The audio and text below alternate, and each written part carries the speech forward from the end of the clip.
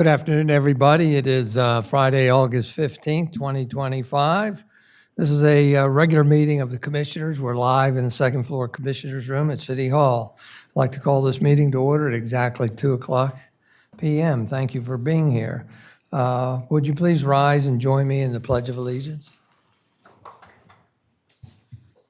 I pledge allegiance to the flag of the United States of America and to the republic for which it stands, one nation, under God, indivisible, with liberty and justice for all.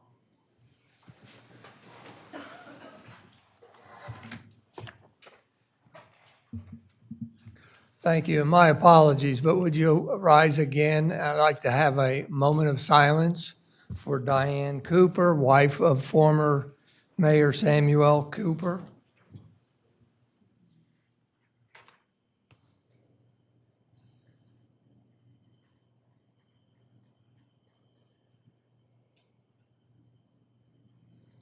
Thank you, and would you remain standing for a moment of silence for Enid Legree, wife of former Commissioner Jay Legree, who died suddenly yesterday.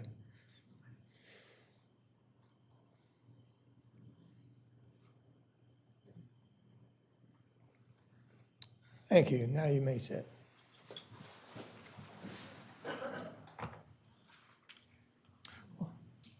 We'll do roll call from my left to right. Commissioner Mark Saunders. Present. Commissioner Suzanne Good. Present. Commissioner Ed Chernowski. Present. Commissioner Patrick Gossett. Here. Commissioner Bunky Markert. Here. Commissioner Craig Thier. Here.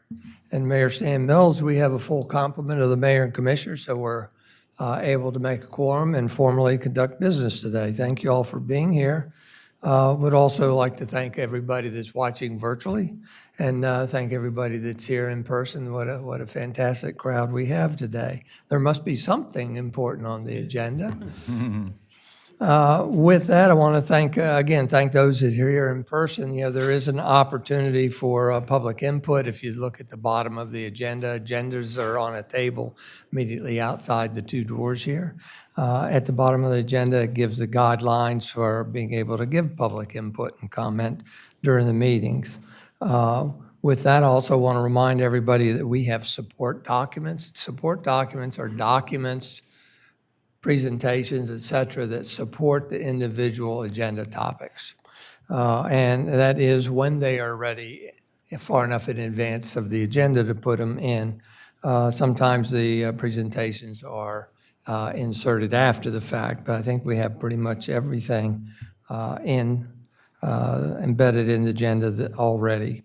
With that, I am going to just let you know that I'm going to change the order as is my prerogative. I'm going to move item number 13, which is department reports, to follow number 11, community partner reports. Just a minor change there so that we can have Corey give his department report ahead of the public hearing regarding the Virginia Avenue Parkland. With that, next on our agenda is recognition of Wayne G. Steele for 24 years of service as Inspector of Elections. Wayne, if you and Bunny and Steve and Patrick would join me out front, please.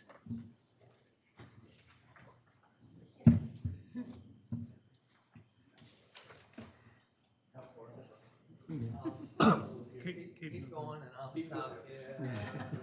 Right there. Okay. You're right there. I'm right here. You're next to me. Okay, right there.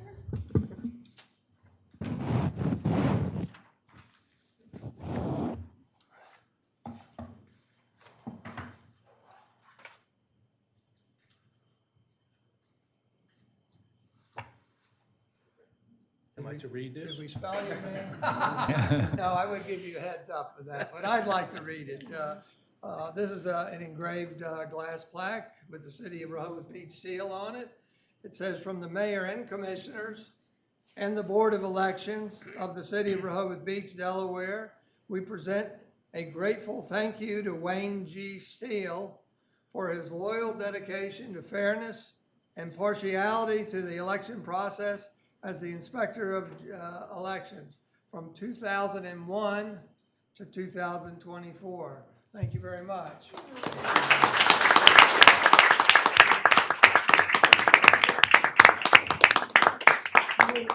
Graciously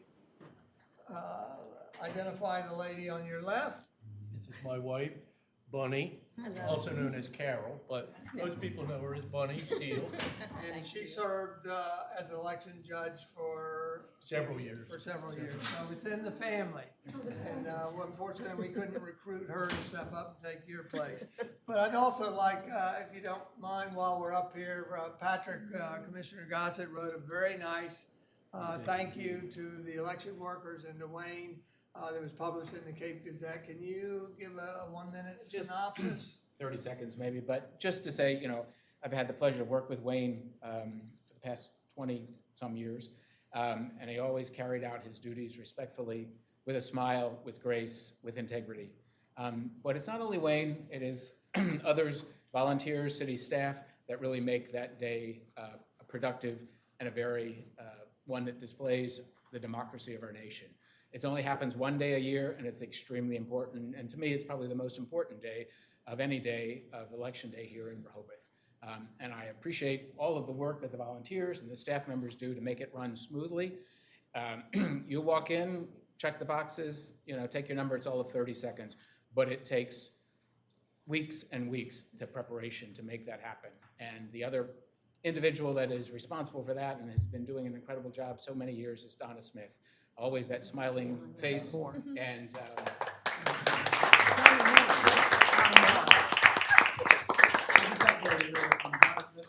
it's okay.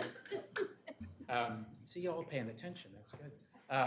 But I appreciate everyone that takes the time and effort and energy to make this election happen, and look forward to next year.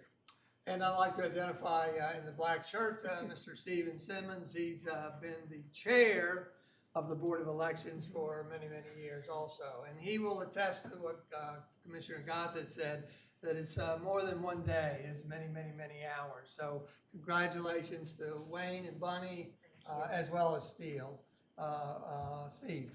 And we thank you. Photo op. Thank you, Mayor.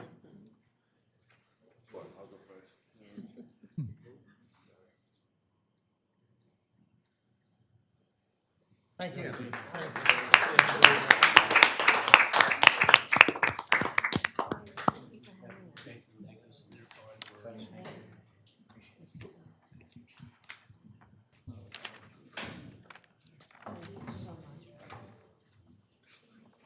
Good meeting. Thank you very much. Thank you. Thank you. Great, thank you. Thank you so much. Thank you. Thank you. Nice to meet you too. Thank you That's so nice much to meet for you. last year and all the other years. Congratulations. You remember me? I remember you. And we'll leave it at that, right? Thank you. Thanks. We appreciate it.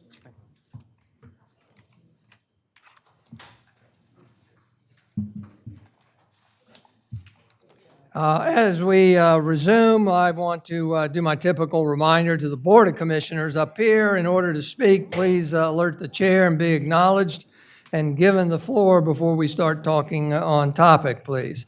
As far as correspondence go, it is all related to the Parkland, so we will defer till a later date to acknowledge that correspondence. The next item of business is approval of minutes. We have 6 sets of minutes provided to us today for consideration of approval. Are there any changes required to any of those 6? Mayor, Yes, Commissioner Good. a minor modification, please, to the July 18th, 2025 minutes to reflect that only the majority of commissioners and not all the commissioners felt as was indicated on the minutes, the way they did. Thank you. Thank you. Let me make a quick disclaimer when it comes to minutes. They are not verbatim transcripts. They are a broad summary or synopsis of the meeting. There are no attributes or are included or quotes of speakers, very few exceptions. And they don't mention commissioners' names at all in there. So, Ann, have you identified what is being questioned? My minute's staying. Okay. So what we'll do is take a vote on it, and Commissioner Good, you can have a choice to agree to it or not.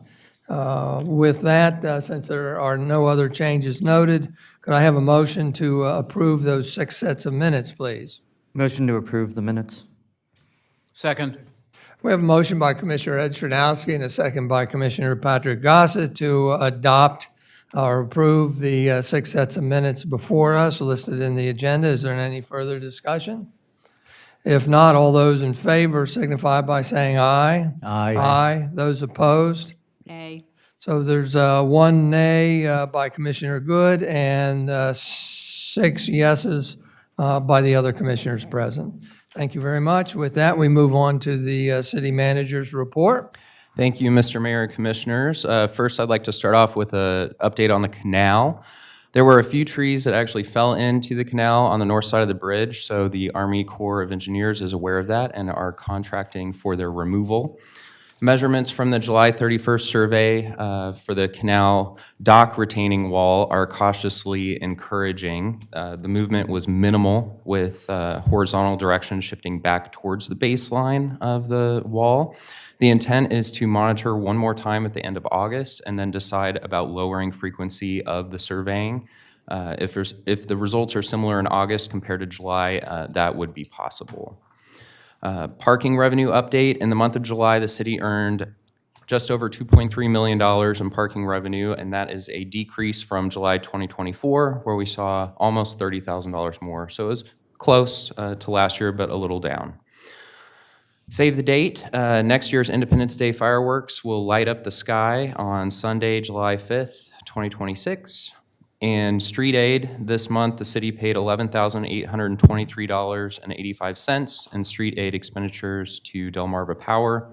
And I'd also like to take a moment to recognize some of our new faces that we had here this summer. We had 3 different interns, 2 of them through the fellow program from the University of Delaware. Today we have with us Jillian and Ray up here in the front row. Today is Jillian's last day, and Ray's last day is next Friday. They've been working on a lot of high-level projects for us over the summer, so they've been a really big help. And then working with Henry, he also had an engineering student, Gwen, and her last day is Tuesday. So we had a lot of extra manpower this summer. So thank you.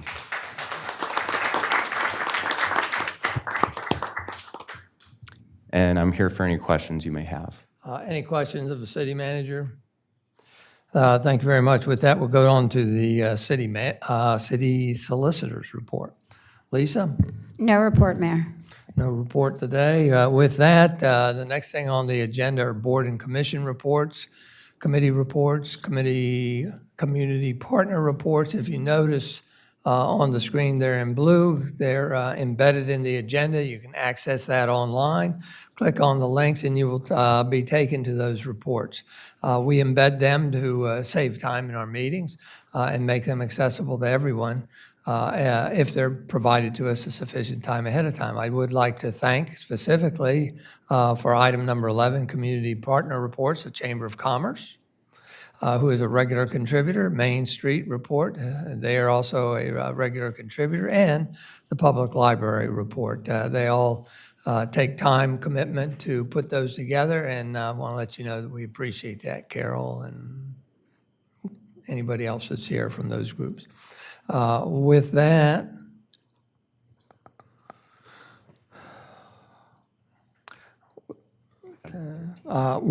I'm going to be, we're going to move on to, as I said, we would be out of order. We'll do number 13 next, which is department reports for building and licensing. Corey, if you would identify yourself and your title, please. Good afternoon, Mayor and Commissioners. My name is Corey Shinko, serving as Interim Director of Building and Licensing Department. So today I'll just give you a brief on the department. I would like to start with personnel changes. While the former Director of Planning and Development was here, the department operated with 8 employees, excluding the arborist. There are 2 administrative assistants, 2 code enforcement officers, 1 permit technician, 2 building inspectors, and the director. The department now operates with 7 employees, losing one of the building inspectors to move to an interim director position.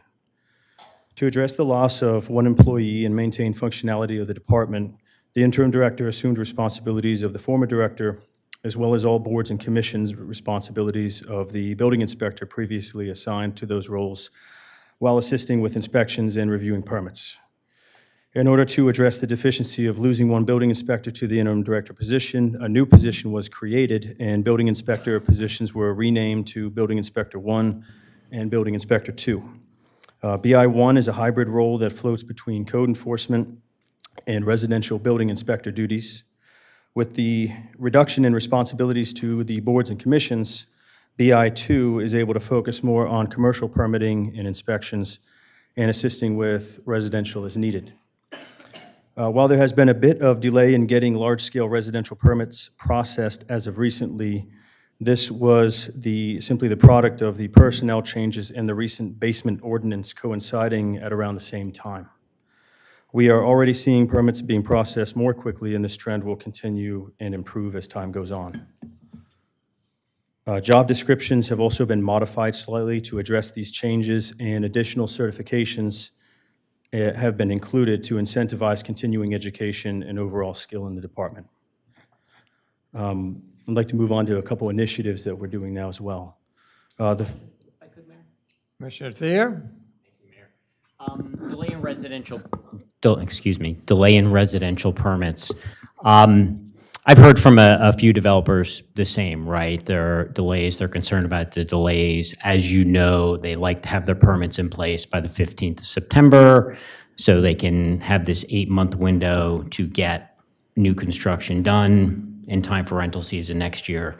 Do you feel as though you'll be able to catch up on your backlog in time, to meet those timelines, meet those deadlines that the developers are looking for? I'm confident. There was a delay because prior to the personnel change, I had been handling all of the residential, and the switch, getting a different building inspector to start performing residential, and then training one of the code enforcement officers who we brought to Building Inspector 1 position.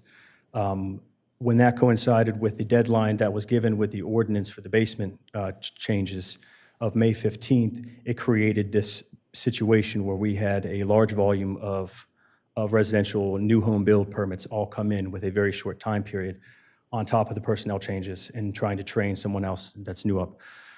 With that said, we've made a lot of improvements in getting some of those permits out already. I've picked up a few. The new BI1 is on board and has been starting to review as well for compliance. And so I want to put that aside too from demolition permits, because those are handled on a case-by-case. So as soon as we get one in, we act on one of those demolitions within 24 hours to begin that. So I am confident that while we did see a slight delay, it is only temporary, and we will get back to 30 days or less moving forward. Okay, great. Thank you. Thank you, Commissioner Thayer. Commissioner Shanowski, and then Gossett. Sure, Corey. I think you're aware in other municipalities and the county, I think the turnaround time is usually 2 weeks, and ideally that's where I think we should be. In the past, when there has been delays or you guys are backlogged, you've outsourced some of that review process. Did you do that this time, or have you considered that? I haven't. I mean, on a commercial scale, I plan to do that for the new hotels that are coming in, but that's for building review. It's very difficult. Our zoning codes are very robust, and it's difficult to get companies that are not involved on a day-to-day in day-to-day activities with zoning compliance. With that said, one of the ways to combat losing one of the personnel is to increase versatility and cross-train. And so if there is a backlog, we'll have 3 different employees who will all be able to perform zoning and building reviews. And I think, I don't want to muddy the waters here. When it's a difference between permits being issued and permits being reviewed. There have been multiple applications that come in, and in my 4 years when I was doing them here too, a substantial percentage of them had to go back to the applicants to redesign for zoning compliance. And so while they may not be approved in 15 days or be set out, we usually try to have them at least reviewed for zoning. Because how that works is we review for we get the application in for completeness. The arborist has to do a pre-check to make sure that the trees are viable, and if they have any tree removal requests, then we'll do a zoning review, then a building review. Understood, thank you. Commissioner Gossett. Yes, thank you, Mr. Schenko. Question with regards to the change in the code enforcement officers going from basically 2 to 1.5. How will that have an impact on code enforcement precisely in the commercial area? I know we had early shifts and later shifts. Is that still going to be a plan to be enforced? Yes, and I talk a little bit more about that in the brief, but going from 2 code enforcement officers to 1.5, it's not that the building inspector 1 position will be simply 4 hours and 4 hours split evenly each day. As summer is here, construction activity, while it's still a thing in Rehoboth, it's usually decreased, and so that position will take on more code enforcement activities. And then September, October comes around when construction really ramps up, and then that position can assist. Also, we lose daylight hours during that time. I'll move on to some of the initiatives that we're working on currently. The first one I just want to bring up to speed is the comprehensive code revisions.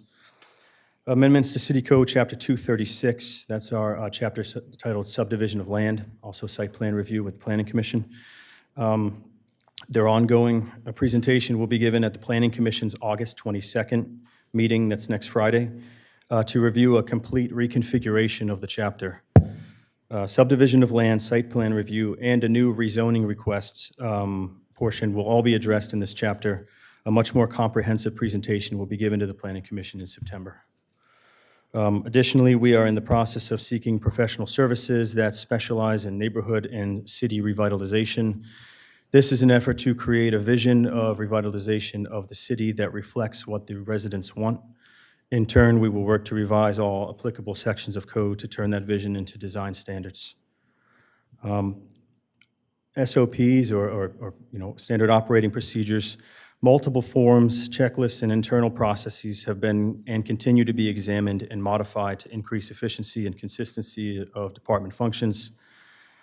Mapping and addressing, we are working with the IT department to ensure all records of subdivisions and consolidations of land have been accurately recorded, as well as working with Sussex County Addressing to ensure consistency between county and city records.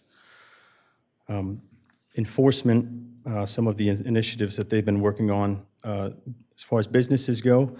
A considerable effort was taken in recent months to bring all brick and mortar businesses in town to be in good standing with their business licenses. As of today, and for the first time of my knowledge, all are in good standing. Moving to restaurants, there are a total of approximately 100 restaurants in town. Of those, approximately 70 serve alcohol. In an effort to ensure proper bookkeeping, code enforcement has verified that the city has permit of compliance records of all restaurants that serve alcohol, which we were very pleased to verify. Likewise, in an effort to meet the standards of the code, all restaurants that serve alcohol will be inspected in accordance with their permit of compliance the week of September 8th. The intent is to perform these inspections on an annual basis per our code, which moving forward will take place before the season begins, in the early shoulder season. However, seeing as this has not been done at this scale in many years, if ever, the department is using the time this year in September to help educate restaurants in the city and bring them into compliance with the goal for 2026 and beyond to be smooth processes. In addition to permanent compliance inspections, the department will also be conducting inspections of grease traps and storage drums of all restaurants that sell food laden with fats, oils, and greases. The objectives of this inspection are to educate restaurants of proper handling, storage, and disposal of grease, reduce grease that enters the city's waste treatment facility, and reduce grease that enters the city's storm drains. We're also looking to revise record keeping. While the department issues monthly code enforcement reports, we are working on revising certain descriptions of how information is logged to be understood more clearly in the reports. Lastly, I'll bring up rebranding. The department is working on a rebranding effort that more accurately details the responsibilities of the department. One of the things I wanted to end on was an ongoing concern, something that, and that's an enforcement of construction-related activities.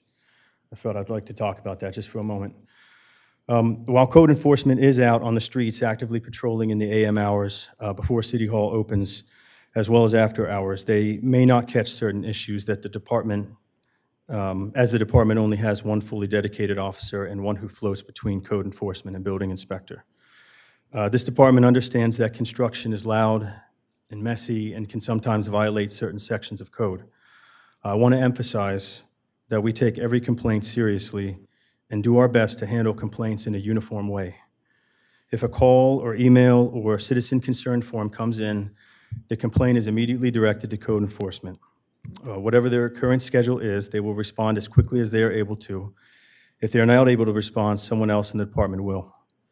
This entails investigating the issue at first to assess what contractors may be involved and if there are any open permits out. They then perform a site visit and investigate. If violations are found, appropriate corrective actions are taken. Rehoboth Beach has construction going on at all times of the year, and the 7-employee department is usually juggling multiple tasks at any given moment. I understand that sometimes the community catches things that we don't, but I want to assure you all that everyone in this department takes their position seriously, and our primary objective is to enforce the code and handle situations in a tough but fair and consistent manner. And that's the end of the brief. Thank you. Any further questions of the council? Thank you very much. And we'll get back in sequence. Item number 12 is, this is the time for the public hearing on the matter of the potential sale by the city of approximately 1,463. Again, 1,463 square feet of city-owned parkland located at Virginia Avenue, Sussex County Tax Map Parcel Number 334-14.13-299-00. Subject land is designated as open space adjacent to Lake Gerard, and the potential sale is requested by a Virginia Avenue property owner whose property abuts the subject parkland. Again, this is a public hearing. With that, I'm going to turn it over to City Solicitor Lisa Ogden to facilitate the first part of our public hearing. Thank you, Mayor. Section 41 of the city charter provides that the sale or conveyance of any real property must be approved by a majority vote of the commissioners after a public hearing held in relation thereto. By resolution dated July 18th, 2025, the Board of Commissioners voted to hold a public hearing on the matter of the potential sale of approximately 1,463 square feet of city-owned land at Virginia Avenue. Public notice of the hearing was provided by law.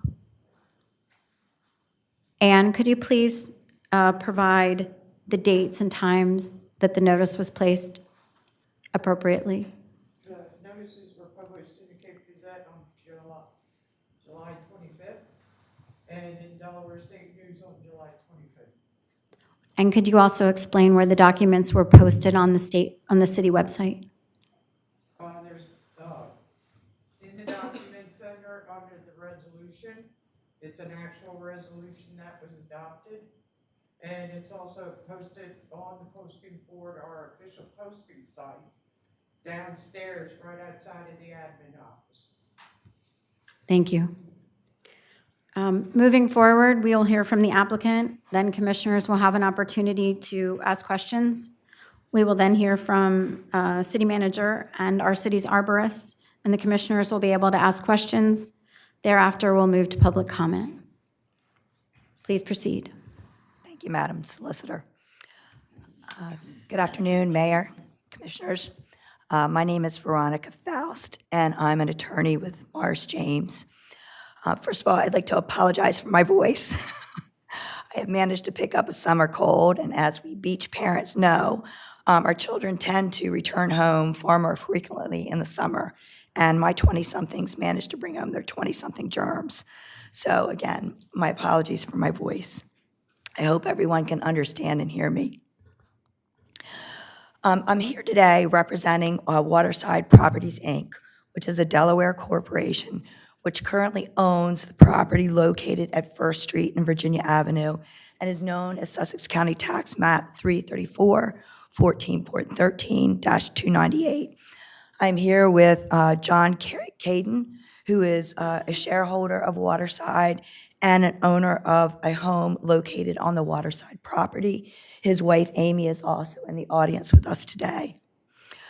We are here to discuss a proposal to purchase 1,463 plus or minus square feet of land, and that land is open space located in the park along Girard Lake. And the purchase price that is being offered is $540,000, subject to a contract with terms amenable to both the city and Waterside property owners. To put the proposed land to be purchased in perspective, consider that the area of a doubles tennis court, all right, an average tennis court is 2,808 square feet. So Waterside proposes to purchase roughly 1/2 of a tennis court from the town and purchase 1/2 of a tennis court in open space from the town. Oh, and to be clear, because some questions were raised, they are not putting in a tennis court, all right? The tennis court was only placed in the presentation to give perspective on the amount of land that's being purchased. Thank you, John. So the purchase price that's being offered, we do want to note, is $10,000 more than the appraisal that was performed on behalf of the city. The appraisal came in at $530,000. Waterside is offering $540,000. And the reason that they are doing this is because the Waterside parcel is shy of about 1,463 square feet necessary to make the 3 houses on the lot individual single-family lots. So I'm going to give you a little background of this parcel. There are 3 houses located on this one parcel of land.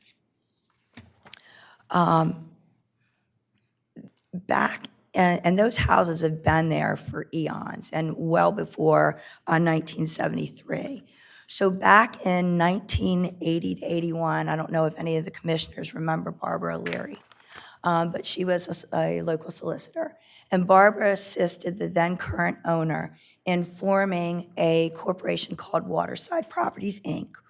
Waterside Properties, Inc. then took title to the property so it could lease out land and the 3 separate structures or houses that are on the property out to the 3 separate owners.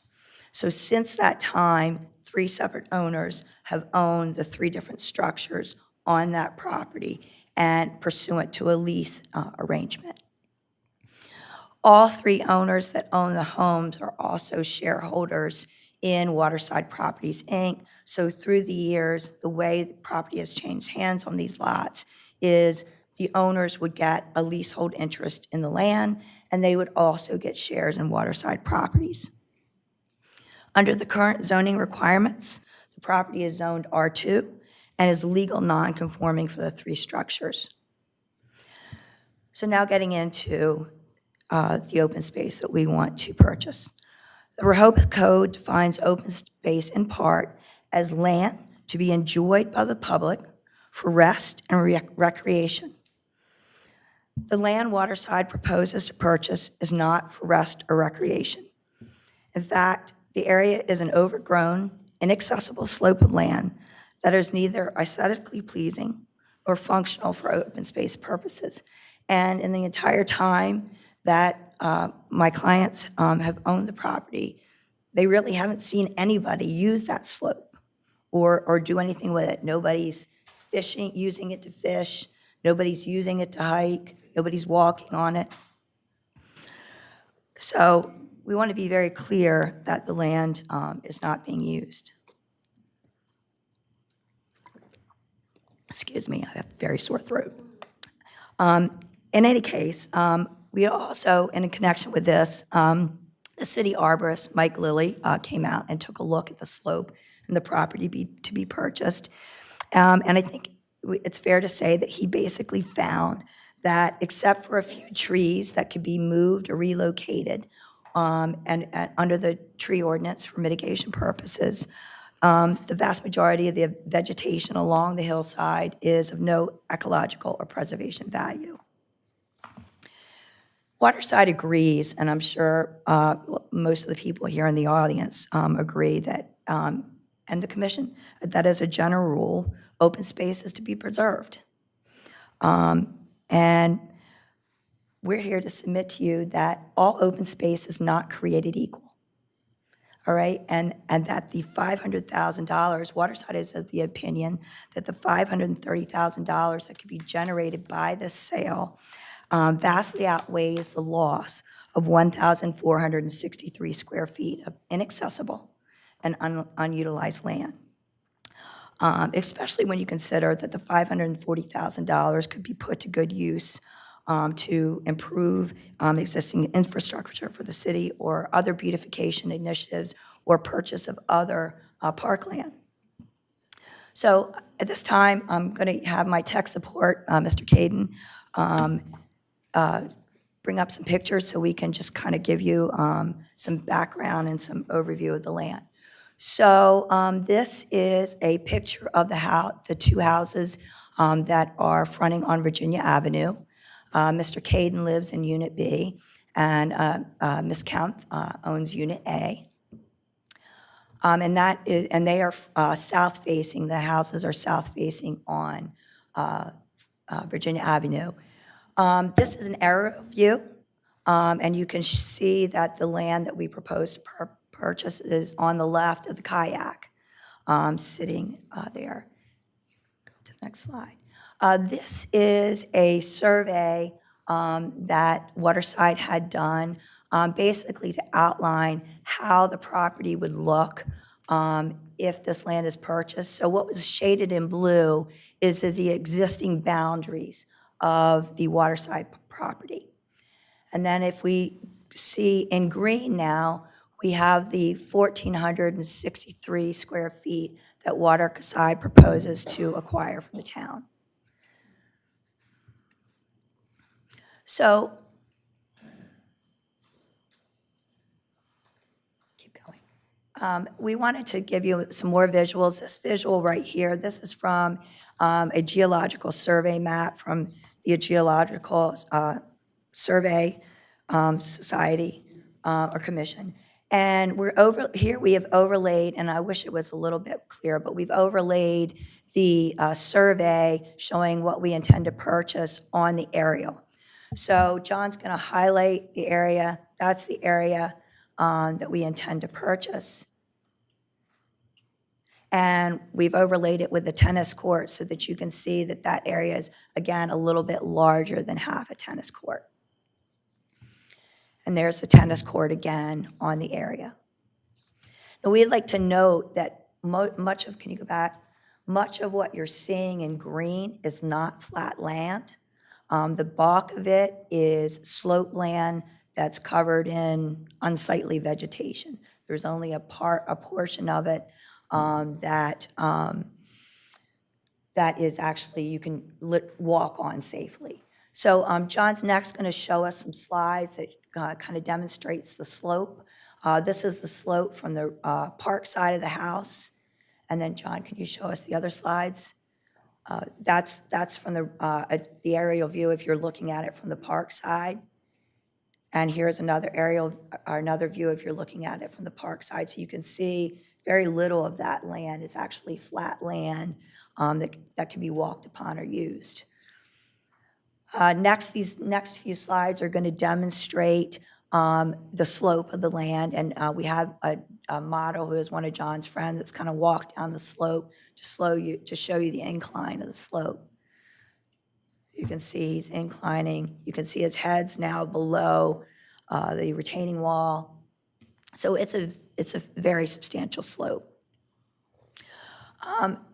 Next, we want to show a couple items from the strategic plan that was put out by the city in 2025. And John, if you could go to those slides.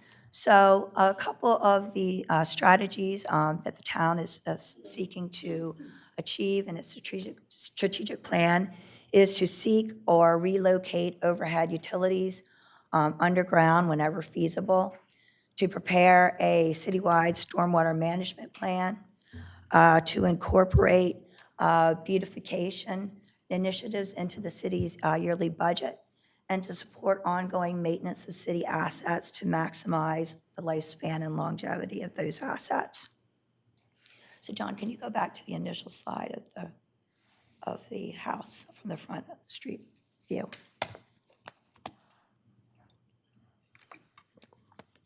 Okay, thank you. So Waterside submits that we can help the town achieve some of the objectives through the sale.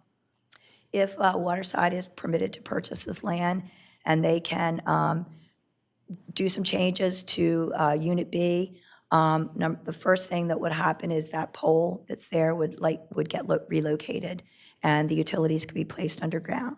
So that would assist in achieving that objective. Secondarily, and John can answer more questions on this, we believe that we can also help the town achieve some of their stormwater objectives. Right now, and I don't think we have a very good view of this, but the houses, you can see there, the sidewalk that runs in front of Unit A and Unit B, and specifically in John's house, are below the grade of the road. And that sidewalk puddles, and then that water runs off down the hill into Lake Gerard. And it's significant flooding due to the topography of that area. One of the things that they would seek to do if they were able to purchase the plan and redevelop that parcel would be to install as many dry wells as the town would permit to help alleviate some of the flooding and to alleviate some of the water that's going and flowing down the hill.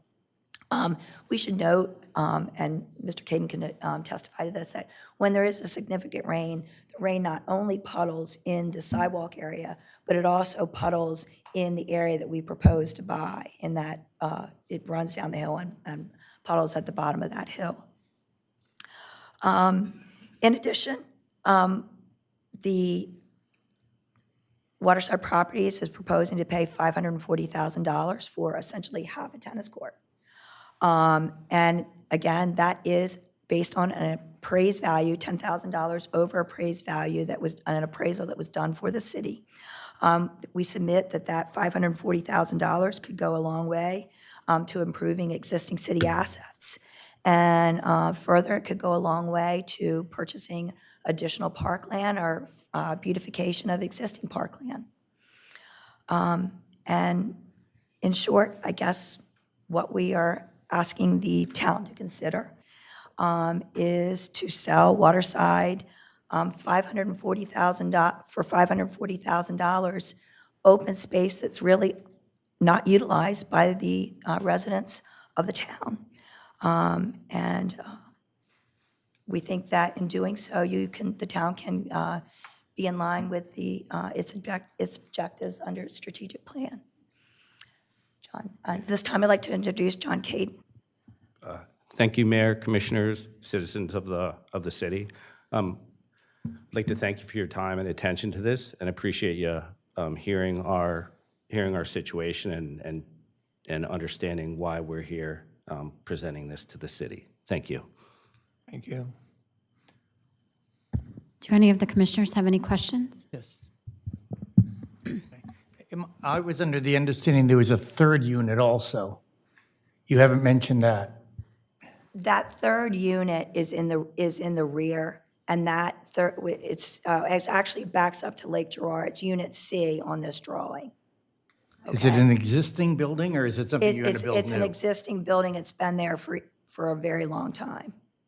And how will you access that? All of these properties have access. Unit C has access off First Street. Units A and B have access off Virginia Avenue, and they're legal non-conforming. They've existed as 3 separate structures for forever. Thank you. Ms. Ogden, or Mayor, I'm not sure who's. Just want to make note that there will be public comment after this presentation and city staff and everything, so there will be an opportunity. Who had their hand up next? Commissioner Good? Thank you. I appreciate Mr. Caden happened to be home when I went by to take a look at the property in question. I'm concerned about being clear that, for instance, in terms of stormwater management, I believe this 1,463 feet serves that purpose right now, which is a good thing. It is absorbing some of the runoff. My main concern is that when I look at it, well, it's not usable by someone trying to walk through there. I think that might invade your privacy anyway. It is visible from other shores of the lake, and the minute this is acquired by someone, when the property line shifts, it allows a much larger structure to be built because by virtue of being a 5,000-foot conforming lot. So I hope we could be clear with the public what really happens when a property increases from approximately 3,500 square feet to 5,000 square feet. And I've always felt that the appraisal doesn't reflect the appreciation and value. You're basically going from the ability to build a 2,000 square foot house to an approximately 3,000 square foot house, which is 50% more. But my main problem is I'm concerned that the benefit to the public is not clear because you will have denser development on the lakefront than what we have now. And if the property owner there is unsatisfied with having 3,500 square feet, which has to meet certain, FAR requirements and all of that, it might be more appropriate for someone who wants a more human scale house than these larger 5, 6 bedroom, 5.5, 6 bath houses. So as I'm sure you're aware, I voted against going to a public hearing for that reason, because of the increased density adjacent to Parkland this would inevitably represent. And in addition, there's an option of someone owning the 5,000 square feet of putting up a fence along what is the new property line. So it would completely change the landscape from the public's point of view from other places on the lakeshore. I don't know if you're willing to address that. I mean, you might say, well, I don't own any dogs. I'm not planning to put up a fence, but the problem is properties transfer. So I don't know if you're willing to address, why this is, all of these things make any sense for the greater good of the citizens of Rehoboth Beach. Yeah. And let me just interject here. I want to remind the commissioners that this is the time to ask you questions and everything. Remember later there will be time for discussion and adding extra points. Go ahead. Yeah, Commissioner Good, there were a myriad of questions in your statement. There's a couple of things that you stated that I think are not necessarily accurate concerning the existing properties. We have a supplemental portion that we can walk everyone through. The current Unit B land area coverage is about 3,712 feet. Do you have the slide that shows I do have I have the slides, but let me just walk you through this. So the current coverage in our nonconformity is 37,112. There are a couple ways that you could look at the open space. Clearly, we understand park space, critical to the city. We also need to consider natural area. And the natural area, as Ms. Faust defined in the city code, is shrubs, trees, mulch, grass. So we do the quick math. If this land was acquired, we'd have a 5,000 square foot lot at Unit B. It's actually 5,005 square feet. Unit A would have 5,001 square feet. The city code on building is extraordinarily complex, as Mr. Shinko referenced in his committee report, such that I think one of the commissioners asked, do they add people during these complex times for the hotels? So I do not profess to be an expert in the city code, but we do know that on a 5,000 square foot lot, a new construction is 0.6% or 60% or 3,000 square feet of area under roof. So I think we can all agree to that.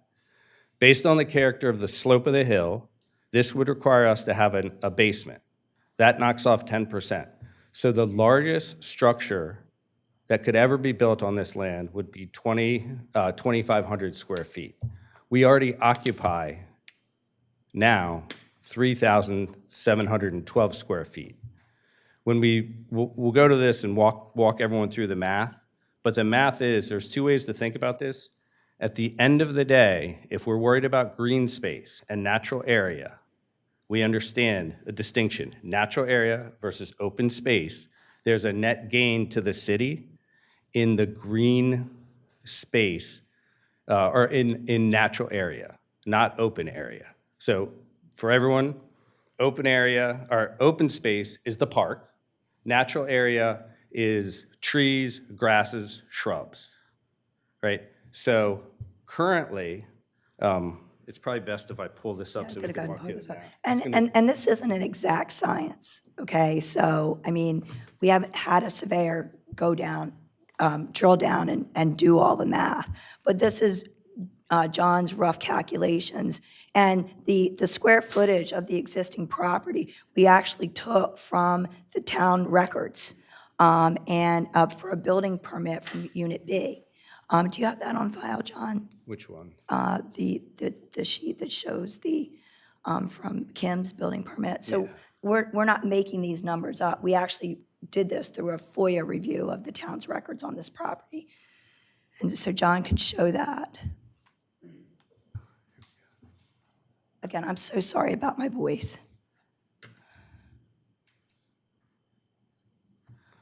Where's Kim's?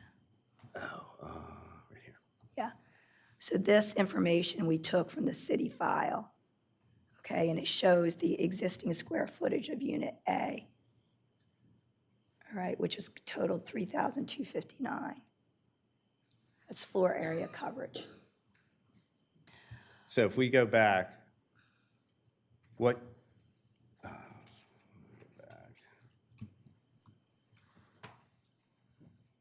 Oh, no, wrong way.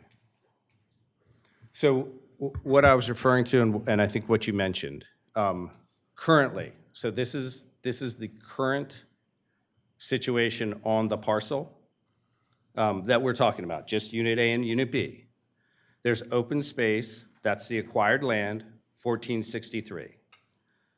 On Unit A, there's 1,202 square feet of uncovered space.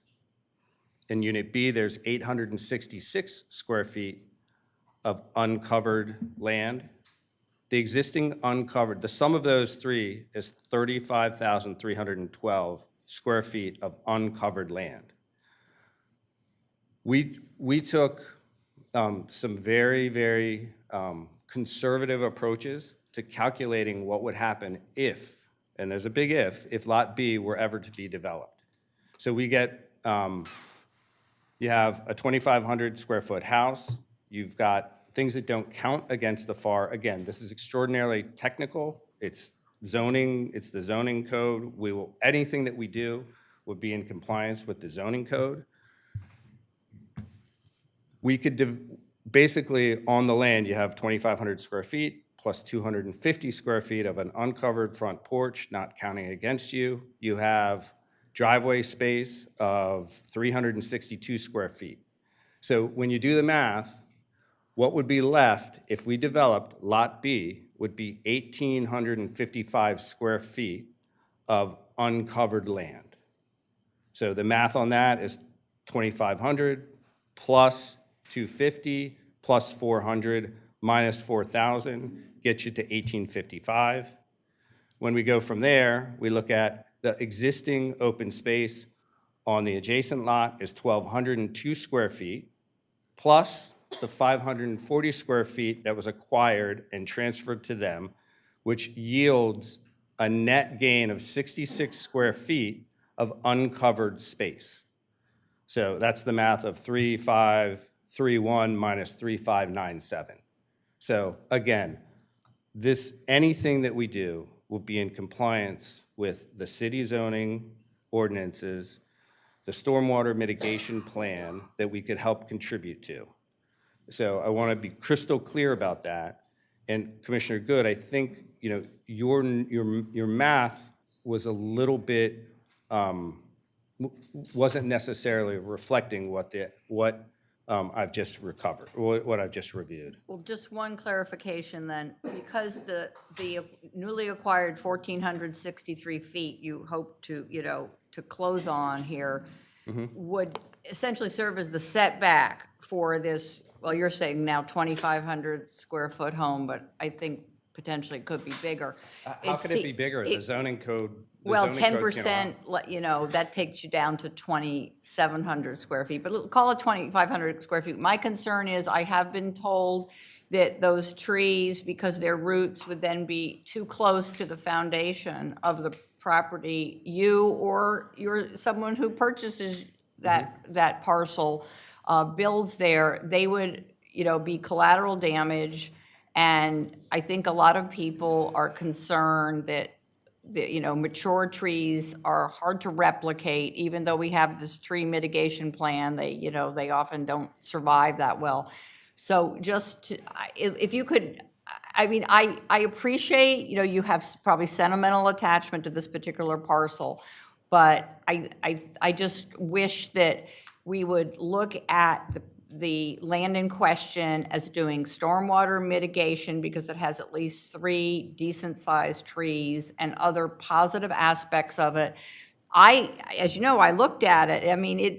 It presents as something out of like the Moor in Wuthering Heights. So it has some aesthetic value in addition to vegetation and several trees. Yeah, we agree with that. But if one of the supplemental documents that's posted on the website is the city arborist report who came out and issued basically 3 statements. The first, obviously, is Mr. Kane, why don't we let the arborist, well, no, we'll get to that. We'll get to perhaps, okay. Yes, as soon as. The arborist report will be relevant. If there are additional questions from other commissioners. This is a question time. Commissioner Szymanowski?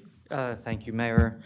Can you confirm what the current, of the existing structure, what the west side yard setback is? How far away from that house is to the property line?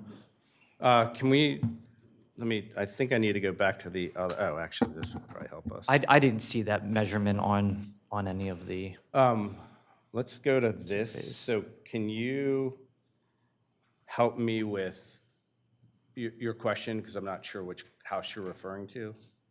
Unit B. Okay. How close that structure is to the western property line? The western. The existing property line. So there's a retaining wall. It's approximately. We had to comply with the code when we replaced the dilapidated retaining wall that was there, and I'd say it's approximately 18 feet. Thank you. You mentioned, you didn't mention this, at least I didn't hear it. My assumption is that if you were to acquire this land, you would then subdivide the 3 lots? It would have to be subdivided, correct? And that's because you're limited in what you can do otherwise. Because it's a legal non-conforming Right. property, it is one parcel with 3 structures on it, so it's legal non-conforming. Right. And there isn't enough, the whole purpose of this is there was not sufficient square footage to subdivide. Right. So you currently, you can't make any improvements or do anything with the current structure because it's legal, or it's legal non-conforming, correct? That's correct. You referenced flooding and ponding that occurs. Do you have any photos of those situations? Unfortunately, I don't, but if I go to a slide, you'll see the mulch. Let me see if I have this in one of the pictures. Oh, let me go back. You guys are really testing my technical skills.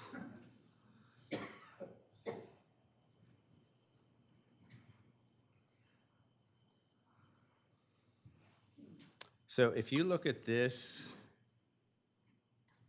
overhead picture, I'm gonna try and make this much bigger. But if you I'll point this out to you. So, You have to speak very loud to be able to get into that microphone. all right, so you can see my pencil. Or actually, I can do it. I can do it a different way. Sorry, I have no tech skills.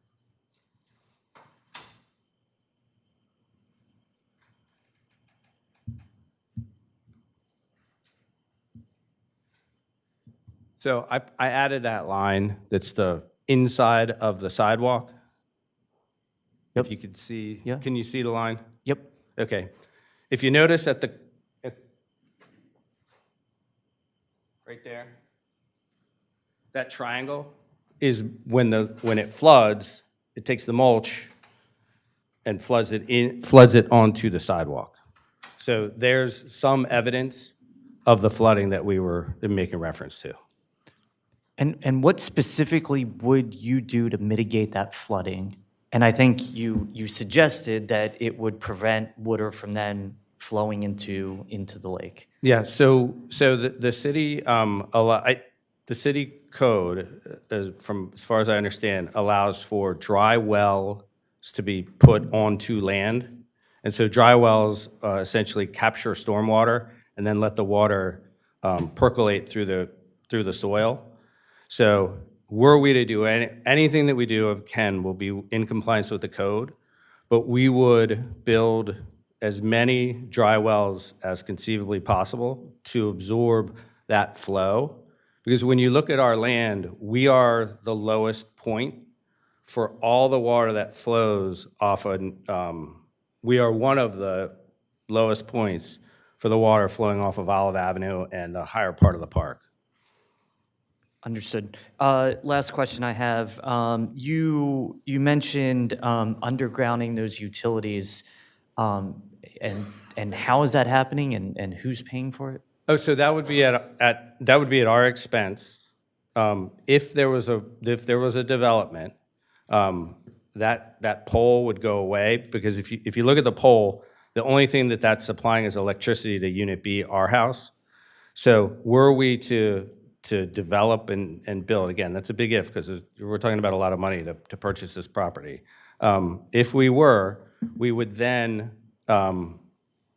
we would be able to bury all of that. That telephone pole would go away and all utilities would come underground, because what you don't see is on the opposite side of First Street is where the feed is to the utility.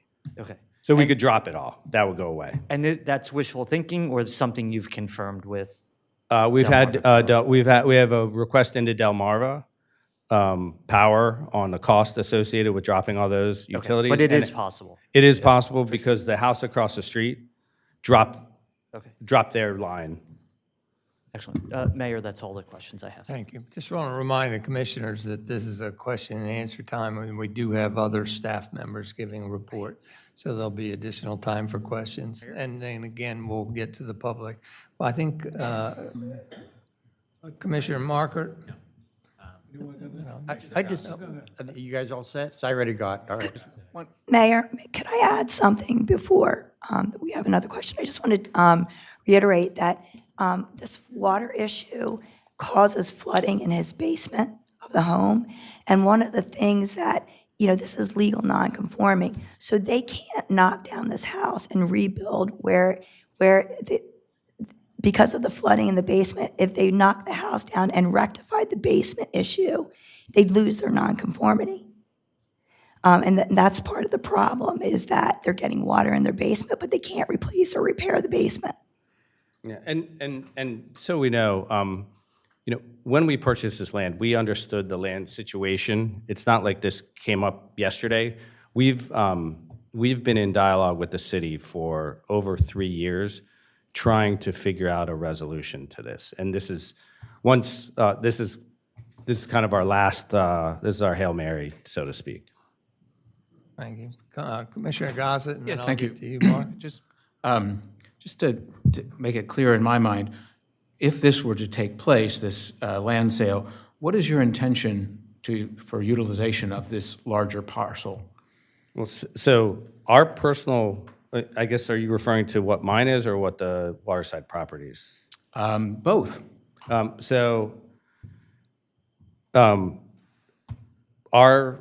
idea would be, if we own this land in fee simple, that were we to do anything. And when you're speaking of we, you're speaking of my parcel B? wife and Okay. personally, Parcel B, okay. my wife and my family. Sure. We would build, if we were to build, we would build a house in compliance with all the zoning regulations. We'd work with the city and make sure that we built a house that was approved and fit within the character and nature of the city of Rehoboth. I mean, you see the house now. It's a beautiful little house, but if you went inside, you drop a ping pong ball and it looks like it's rolling around in a toilet bowl. The basement floods when it rains. So anyway, we want to keep the character. I mean, we've been coming here. We've been homeowners in the city of Rehoboth for over 20 years. So your intention would be to raise the building and then build new? And then would that cause the dissolution of this LLC that manages the other properties? Yes. And so there would be 3 individual properties. So it'd have to go before the planning commission for partitioning because it's one lot now? That's correct. Okay. So it's a multi-step process here in many regards. It is a multi-step process, Commissioner. Thank you. I had Mark, and then Bunky. We haven't seen any pictures of this shed or building, whatever it is, on Unit C, so I figured it's not very much. We haven't, did we see any? Well, at any rate, wouldn't we then, therefore, assuming that it doesn't have a lot of value, just subdivide this whole thing into 2 parcels and not have to go through what we're talking about here? And have each parcel be more than the 5,000 square feet? Divide it by 2 rather than by 3? Could you repeat that? I'm sorry. I was. Wouldn't Plan B be just separate the 2 houses and take down the 3rd? Now, ma'am, you can respond to public comment. We'll make sure you have available I'm sorry. time. I apologize, Mayor. That's she's Unit C. Oh, okay. So, Well, I don't mean to insult her. no, We no, haven't no. even seen a picture of it, so I'm wondering what we're hiding there. So no, there is nothing to hide. But Unit C effectively would not. Or I'm sorry, she's Unit C, right? Yeah. Unit C would be unaffected. There would be a division of along the current property line. So. Right. But my point is, if we just tear down Unit C and divide this parcel into 2. Commissioner, I think what you don't understand is Unit A, B, and C all have different owners of the house. and this LLC I understand. just holds the property. Okay. That's just not You economically can't viable. just knock someone's house down. Okay. Well, maybe you can if you pay them enough. Are you All right, done? I'll Are go you on. done? Go ahead, I'm done. So I guess there's no response. Okay, is there anything else? I'd like to move on to the city. Bunky Oh, I'm wanted to- sorry. Now, the only thing I was interested in, assuming the sale goes through, what is the intention or expectation with regard to the grade of the increased lot size? Are you keeping the hill, you're going to build a retaining wall? What's your expectation? With due respect, we're very, very early in that. We would retain the character of the land as much as we conceivably could in building a zoning compliant house that fits within the character of the city. But obviously, assuming there's not going to be anything really structural happening, it's going to be grade there, like you're going to have like the base, if you're going to build a basement, the basement's going to have access to walk out onto that side or whatever. Very true, and Okay. that's existing today. Got it. Okay, just want to know. Yeah, thank you. Thank you. Thank you for the Thank you questions. very much. Taylor, would you like to discuss the appraisal? Sure. So the city contracted with W.R. McCain and Associates to appraise this property so we can make sure that we would receive fair market value for the property. We did receive some questions from residents and a couple commissioners about the cost of the appraisal. It was $2,250, and Mr. Caden did agree to cover that for the city. So the opinion of value from the appraiser was through a sales comparison approach, and they compared differences and similarities of the comparable properties. And the sales comparison approach utilized 5 different sales from the subject's market area, and the sales had an unadjusted range from $286 to $395 per square foot. And after adjusting for the elements such as location and size, an adjusted range from $360 to $395 per square feet was established. And overall, the value towards the middle of the range was deemed appropriate and was utilized by the appraisers for their opinion. So ultimately, the 1,463 square feet came to a price of $370 per square foot, which comes to about $540,000. And the appraiser also did an analysis for the as-is value of the property because it's currently not partitioned. It needs to be subdivided off and assembled with the adjacent parcel. So the adjusted value, current as-is value of the property is $530,000 per the appraisal. Thank you. Mr. Lilly, would you like to come and present your report? Identify yourself if you would, Mike. Yes. Hello, everyone. My name is Michael Lilly. I am the city arborist and parks manager. For the findings of the hillside abutting 37 Virginia, I have found that there is a 15-inch holly tree in good health at the top of the hill. This tree is not to be removed upon any conditions. There are 2 5-inch black gums that are about 3/4 of the way down the hill. These trees are, I'd say, about 20 feet tall by 5 inches in caliber. There is one ginkgo tree at the very base of the hill. It is in good health with a caliber of about 2 inches with a height of about 10 feet. And then all other vegetation along the hillside consists of Japanese knotweed and Virginia creeper, which it's not really of preservation or ecological value, I would say. Japanese knotweed in itself facilitates erosion, and Virginia creeper is not as toxic as, like, say, poison ivy, but it is considered poisonous to humans, pets, and wildlife.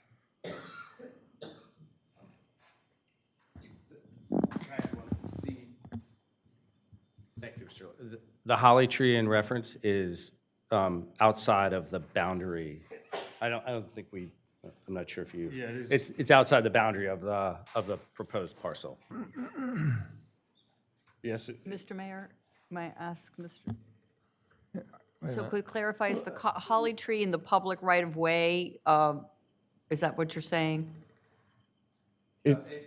it sets about, I'd say, 3 feet from the line of which he wants to purchase, correct? So it would still be in the park, but if anything was to disturb the roots, it would be in the critical root zone, yes. Commissioner, I have to insist, I'd like to give you the floor before you talk, please. Go ahead, continue, Mike. That's about it for my findings. It just consists of 4 trees and the lower canopy. There is no other trees or anything on the property. Is that it for the report on staff? Are there any further questions of our city staff by the commissioners? Mr. Mayor? Commissioner Good? And I have tried to ask for the floor. Mr. Lilly, would you say that all of the trees in question are 20 years old or older? Would that be a fair assessment?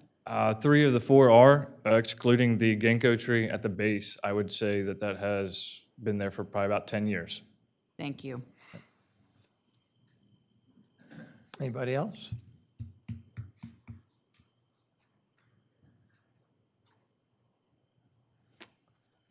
Okay. You want the applicant to have any rebuttal of anything? After public comment. All right, we're going to move, thank you, Mike. You can sit down. Thank you. Appreciate it. We're moving, next on here is public comment period. I would like to start off by acknowledging all those that gave us correspondence. And I'd like to. I'm sorry, Mayor. Could I ask a question? I apologize. I was a couple of seconds behind, so I apologize. Okay. If I could, please. It's an important one. All right, Commissioner Thayer. Yeah, Mr. Tedder, in the correspondence we got, we did receive an email from Mrs. Kelleher referencing that this property was donated by the DuPonts and that it might be restricted. Have you had a chance to investigate that? There are no restrictions related to this property. Okay, great. Thank you. Thank you, Craig. Again, back to correspondence. I'd like to acknowledge all the correspondence that we received by name. Mary Ann Sullivan, Patricia Davis, on behalf of the Henlopen Condominiums, which has 141 owners, condo owners. The Rehoboth Beach Homeowners Association, Jay Legree, Paul Serrano, Ron and Maria Whitworth, Doug and Jennifer Duncan, Francis Kelleher, John and December Hughes, Joan Moss, Bitsy Cochran, B.A. Cochran, Eugene Rice, I'm guessing on pronunciation. Those are all embedded in the agenda. You've got the links there so you can go back and read them at your leisure. And in addition, we received too late for publication, a letter from Lisa Schlosser. And we received something just today from a Louis Simonin that makes 14 pieces of written correspondence. The 14th, There was one that came in approximately 10 minutes before the meeting started from a Paul Collins. okay, well, is it in favor or against? You can let me know. My point is, the 14th one that we received just today from Lewis was the only one in favor of doing something with that land. And he is a visitor, and he indicated that he didn't own property here. So then we have Lisa Schlosser. Did that gentleman indicate where he's living? Is he a resident of town, or? He's at 30 Virginia Avenue. Okay, so he's a local. And he's in support of selling the land. Okay, so he's in favor of selling the land. So we've got 15, of 15, 2 are willing to sell the land, suggesting we do, and there's 13 against. I wanted to read those names because I see a lot of your faces here today. And we're going to go to public comment in a minute. I'm going to read the rules. You've got 3 minutes, et cetera. And I'm willing to invite y'all up here. But what I would ask is that if you have written in, that you indicate to us that you have done so, and then use your time to either tell us something new or just defer, so that we don't need you to read the letter. I assure you, we have received all these, and they're embedded in the agenda. With that, want to let you know that we welcome everybody's input today and encourage all viewpoints to be shared and to ensure a productive discussion. Please direct comments to us rather than talking amongst yourself or directing questions to the applicant here. We ask that remarks, of course, remain respectful and allow others to speak uninterrupted. These guidelines, of course, help us hear each other clearly and allows us to work together in the best interest of our community. Again, please be mindful there's a 3-minute time limit. There's a clock up on the wall here that counts down and buzzes when you're done. And lastly, for each speaker, you will be recognized by the chair. And when you come to the center microphone, we're using the center microphone today. When you come up there, please identify yourself by name, preferably by address, but at least by your relationship to the city, if you would. And so we'll give everybody that opportunity to talk. Is there anybody that would like to speak in front of us? Kitty Cole raised her hand first. Mayor, are we doing any discussion up here first? Any what? The discussion will be after public comment. We're gonna do after the public comment. I think I better tell you what I know about that property, because I've lived 100 feet from the property we're talking about for 75 years. And I wondered if you all know that about 30 or 40 years ago, this property was in question again in front of the city. My husband was a commissioner then. And the house that we're talking about is actually on city land. And when the original owner added a room on, the city commissioners and the mayor made him take the room off, and they had a big problem over it, and that was years ago. So the house itself is on city land, and now the driveway is definitely on city land. And as far as water running down the hills, I've never seen any problem in the back. My children grew up down there. They played down there.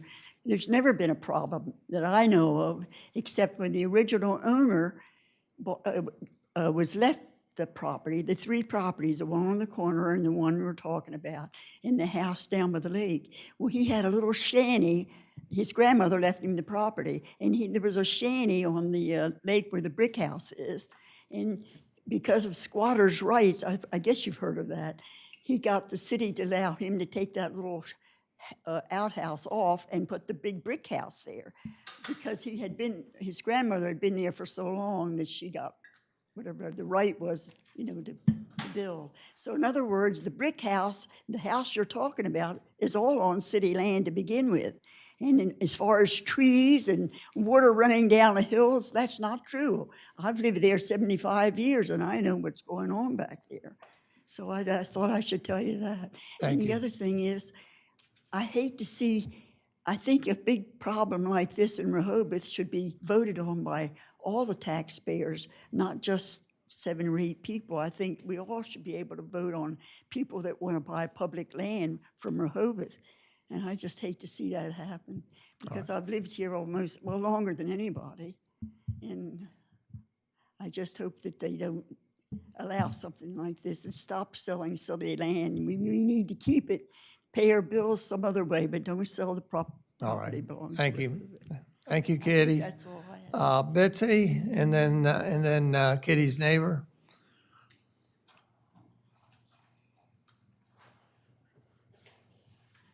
Hi, I'm Betsy Cochran. 45 Olive is where I live now.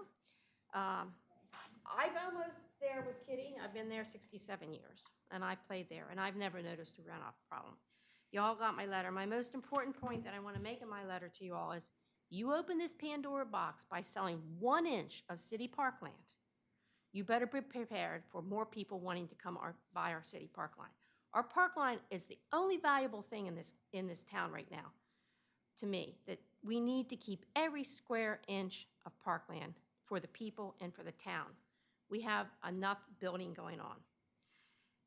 There's no amount of money that they could offer for that piece of land that is worth it to me. And tell me where you can buy another piece of parkland that they said we could do with that amount of money. There's no land to buy for the city to give parkland. So we don't sell it.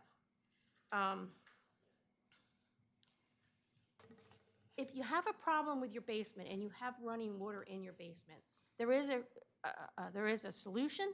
The solution is called a French drain. I've had one put in my property at 102 North First Street because our neighbors built higher and it all went into my place. And so I had to build a French drain. It solved it. And my mother had an issue and we put a French drain in and it has solved it. So there is an issue to the runoff if he would like to do that. That's basically it, except my letter. I say vote no for this. No. There are other properties on the back side of that Virginia Avenue that goes back along. We are all over. We all pay a lease to the city for our it was grandfathered in, so we pay a lease for the rights of it because our properties were built over it and they found out too late. So we all pay a lease to the city. And if you sell him, then you better sell it to me. It's only fair that a newbie here, and Kitty and I have been here, how long, Kitty?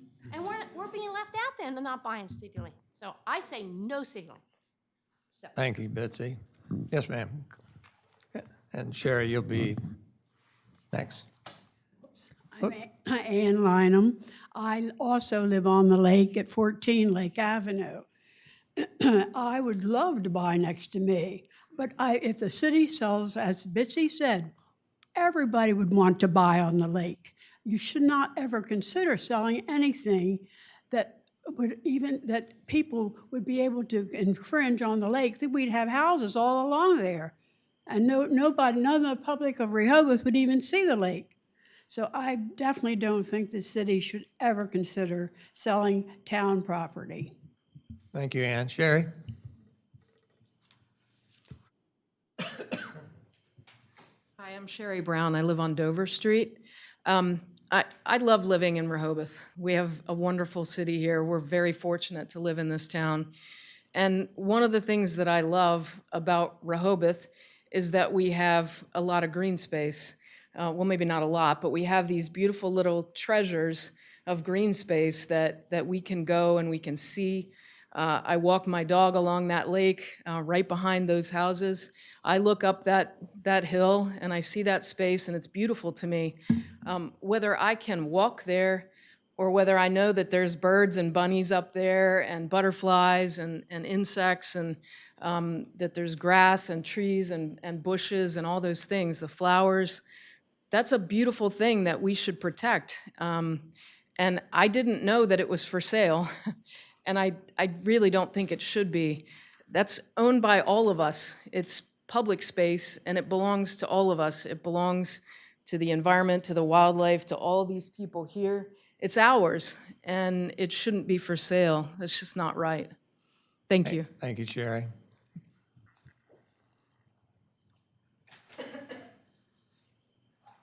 Hello. Hello again, I'm Nancy Doyle. I've been listening carefully, and Sherry kind of made my point. I mean, I see it. I don't have to walk on it to enjoy it. And I feel really bad for this homeowner because their basement's been flooding for 20 years. I have no reason to doubt it.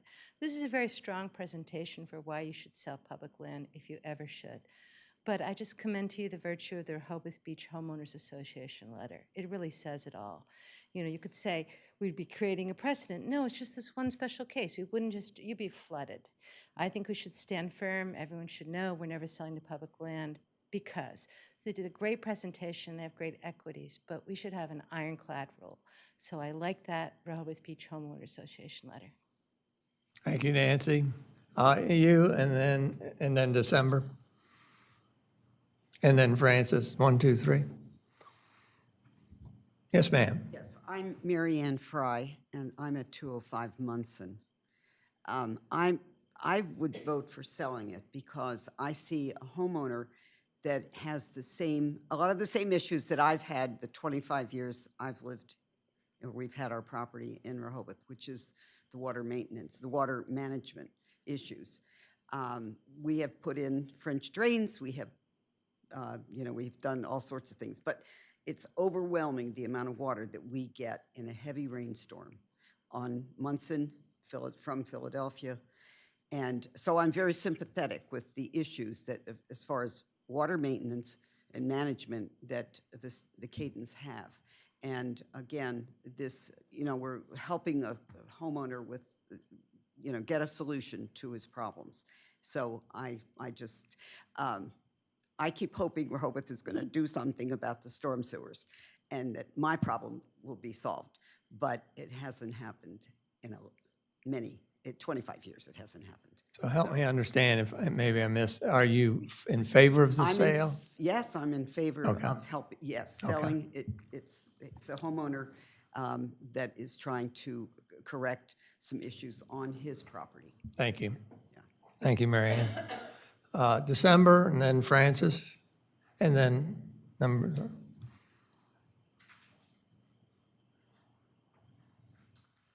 December Hughes, 74 Columbia Avenue. I oppose this proposed sale of 1,432 square feet of Lake Gerard along Virginia Avenue. It's not just dirt on a map. It's part of our permanent public open space, and the law recognizes it as such. The city's zoning code, section 270.13, explicitly designates O1 open space land for permanent open space, not just for public recreation, but for light and air. No structures are permitted except for public surface, health, and safety. Selling this parcel for private use is directly contrary to the zoning purpose and would require a zoning change and a comprehensive plan amendment. State law, Title 10, Chapter 62, strictly limits vacating dedicated parkland, and Superior Court has the sole authority. And if a park parcel has been in public use for more than 1 year, it may not be vacated at all. Even if it were allowed, the law requires an equivalent public space replacement nearby and legally protected by restricted covenant. Lake protection buffer requirement, City Code mandates a 10-foot natural buffer from the high water mark of Lake Gerard and Silver Lake. No structures or private encroachments are permitted in that zone. If the proposed parcel touches this buffer, the sale then violates that requirement unless the law is changed. 22 Delaware Code Section 702 requires that development be consistent with the city's adopted comprehensive development plan, which protects existing open space and parkland for public use. Selling this land for private purposes contradicts that stated policy. Lake Gerard Park is a rare and treasured public space offering a playground, walking trails, gardens, and a peaceful freshwater lake. Residents have voiced legitimate concern that once a little is sold, more could follow. So in conclusion, the legal protections in our zoning code, state statutes, and comprehensive plans exist for a reason, to ensure that public parkland remains public. The proposed sale is not consistent with these laws. It sets a dangerous precedent and risks eroding community trust.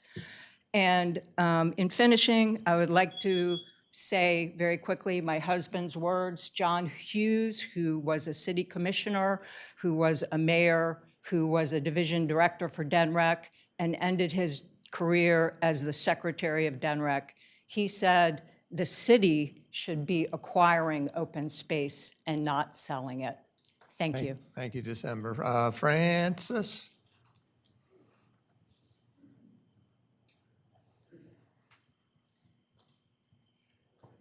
Frances Kelleher, resident on Stokely Street. I just want to address Commissioner Thier's question to Mr. and Mr. Tedder's response about the donation by Irene DuPont, and Mr. Tedder's response saying that there is no restriction on the sale. That was a gentle person's agreement, if you will. It is well documented that Irene DuPont donated the land with the intent that it be used as a park, as parkland. While there may not be a legal restriction, maybe that's what Mr. Tedder is referring to, while there may not be a legal restriction, there is to me a moral restriction. I actually happen to have privilege and access to the Hagley Museum Library. I was going to put that in my letter. I can provide you with documentation if you don't believe me. And I would like to provide Ann with documentation that the Stokely Street Park land was donated to the city. Thank you, Francis. Next, anybody else like to speak? Yes, ma'am, come forward. Is there anybody else after her so we can gauge? Oh, yes, ma'am. Hi. Oh, in fact, I went out of sequence. I apologize. Sorry. Hi, my name is Beverly Silver, and I'm the owner of 35 Virginia, which is also Unit C in the waterside properties. I just wasn't really planning to speak, and I've been owner of it since March 2003, so like 22 years now.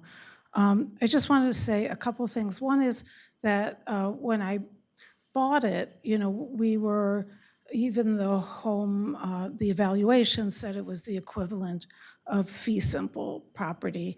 And then it's become clear that in fact, it's been like a problem for all of us, the way that the thing is set up.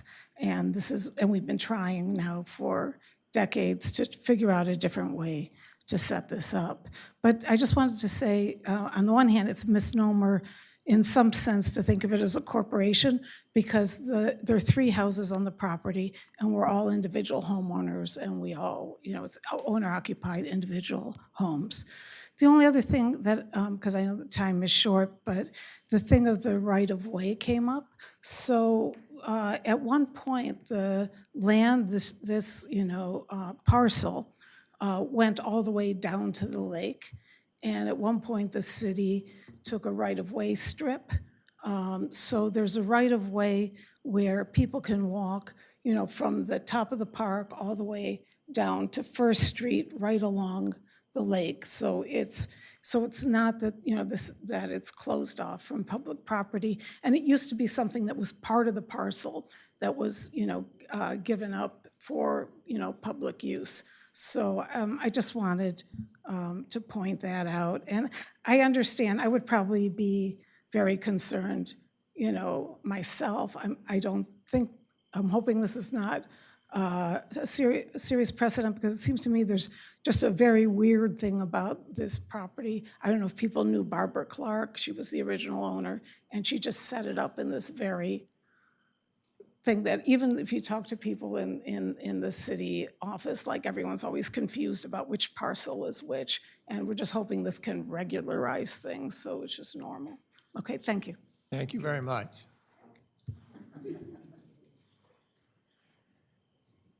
Is there somebody next in the queue? Okay, you too, okay. Hello, I'm Stephanie Barron. I reside on Henlopen Avenue.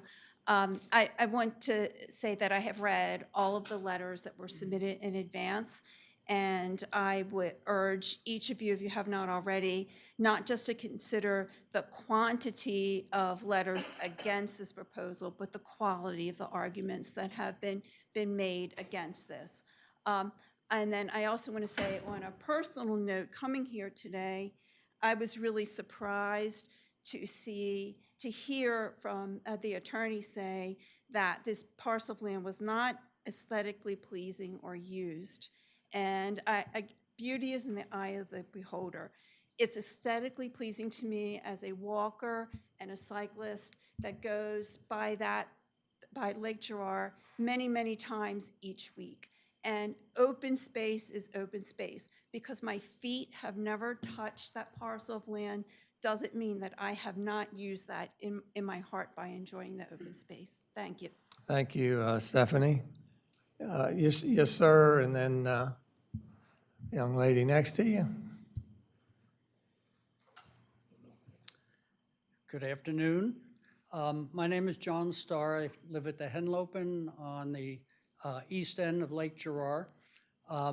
My wife and I enjoy walking around Lake Girard almost daily, both sides of the bridge.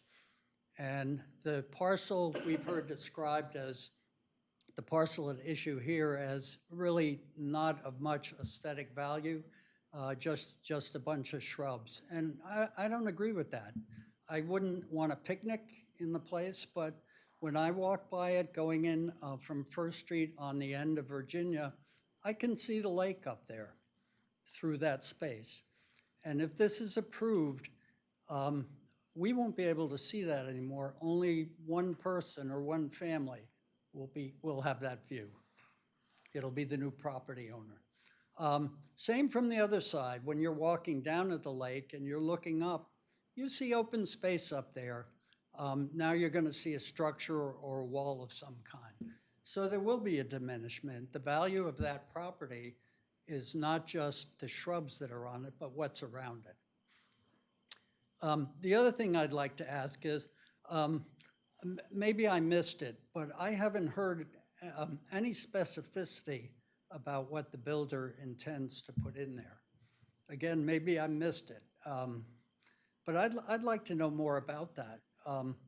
That's a lot of money to pay for a piece of property, so I've got to think something sizable is going to go in there. And I think we have a right to know now what the plan is. Surely the builder has developed a plan before putting in this kind of money.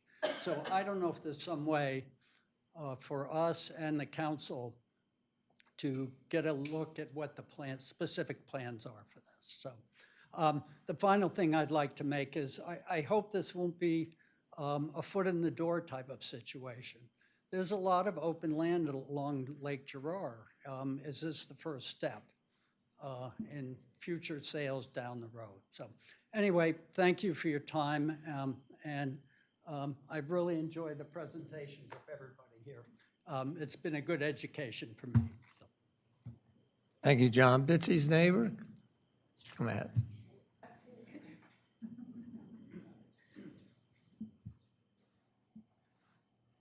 I am Bitsy's neighbor. I live at 47 and a half Olive Avenue. And your real name? My real name is Karen Howell. Karen, very, very good. I just want to support my neighbors, Kitty, Bitsy, everybody. I walk in that very area we're talking about every day. I have a dog. And we walk down that way and go down to the lower lake. And I think it's beautiful. It's a beautiful area. And again, like the others, I think this is a really slippery slope. I always thought Parkland was sacrosanct. And all of our lands up on top of the hill, we lease part of it, because I think when they built homes years ago, they didn't worry about boundaries very much. So often a little corner of our house sticks over it. And like Kitty, I remember that years ago, somebody tried, who owned that house on the end, tried to buy the land. And they were turned down. And I think the government, the city council, whomever, made a proper decision then, because this parkland is precious in Rehoboth Beach, and it's something that makes us really special. So you start nibbling away at it, and everybody's going to have a reason to do it, to try to get a little piece. So I'm probably working against my own interests here, in fact. But I just hope you'll think of that. Thank you, So, Karen. Thank you. Anybody else? We can't hear in the back of the room. Maybe some microphone work. We'll double check it, Mark, Walter. Anybody else like to speak?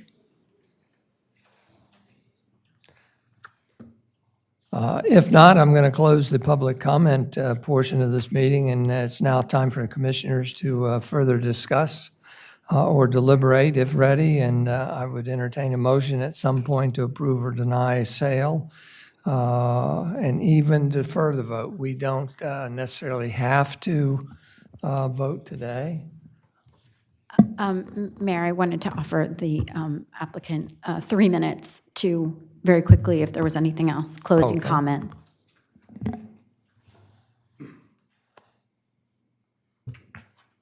Excuse me if I get a little emotional, because this is, I understand this touches everyone's heart here in the city. And, Oh, and why don't you go back to that one? Whatever you want to do.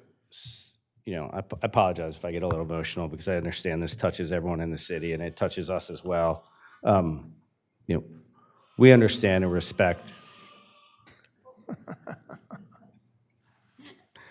We understand and respect everyone's opinion on this, and but the fact, you know, people talked about the law. We've done our research. There's nothing that prohibits the sale of this land. The city solicitor referenced the code section that applies to this. You know, it's a parcel of land that no one ever uses. Whether it's pretty or not, it's not usable, and the value that everyone could achieve in exchange for the transaction would go a long way towards beautification efforts, towards maintaining the city. So maintaining the city and greater good for everyone. Thank you. Thank you. Yeah, I'll bring it back to the table. I'd like to start, because I'll probably start with the opinion that's opposite some people. I believe that we acted too hasty in this.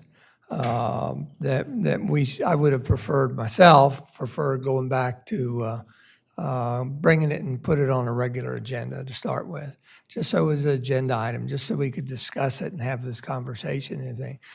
For instance, for me, we're deficient in talking about what the money would be used for. Now, I realize it probably doesn't mean anything, but I just wanted to share my thoughts here on the money part of it. I would have absolutely no interest in the $500,000 going to wastewater treatment improvements, even though we desperately need the money and our rates are going to go up to help fund that.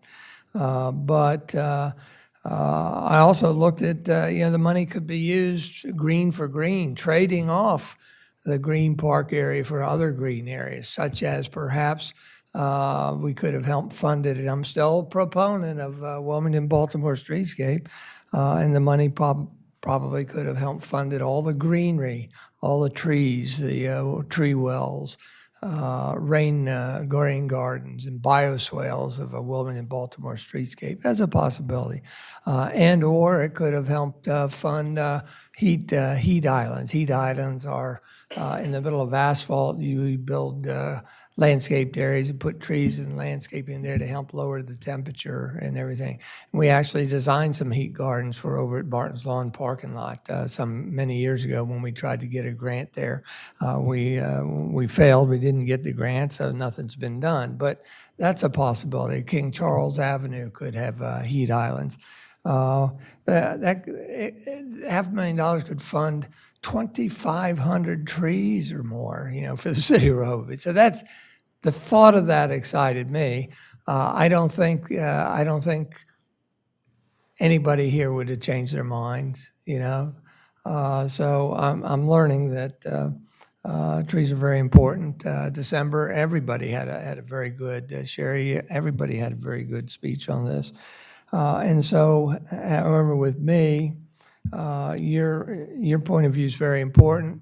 Also, without having discussed not 1 minute of where the money would be used for, that's a deal killer for me.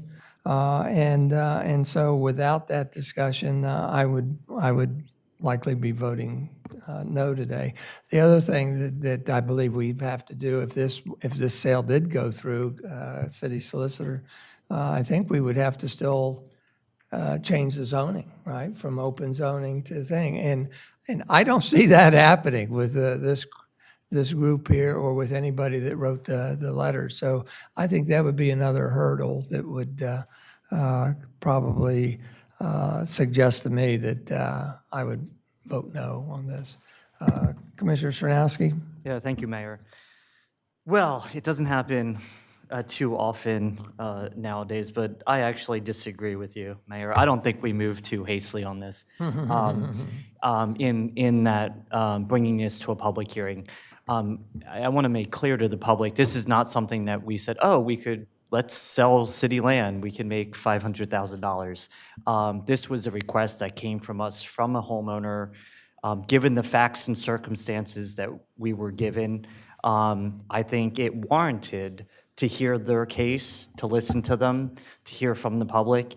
And if for nothing else, we got to see all of your pretty faces that we don't usually get to see at these meetings. It gets a little lonely in this room sometimes. So I don't regret moving into this topic to a public hearing.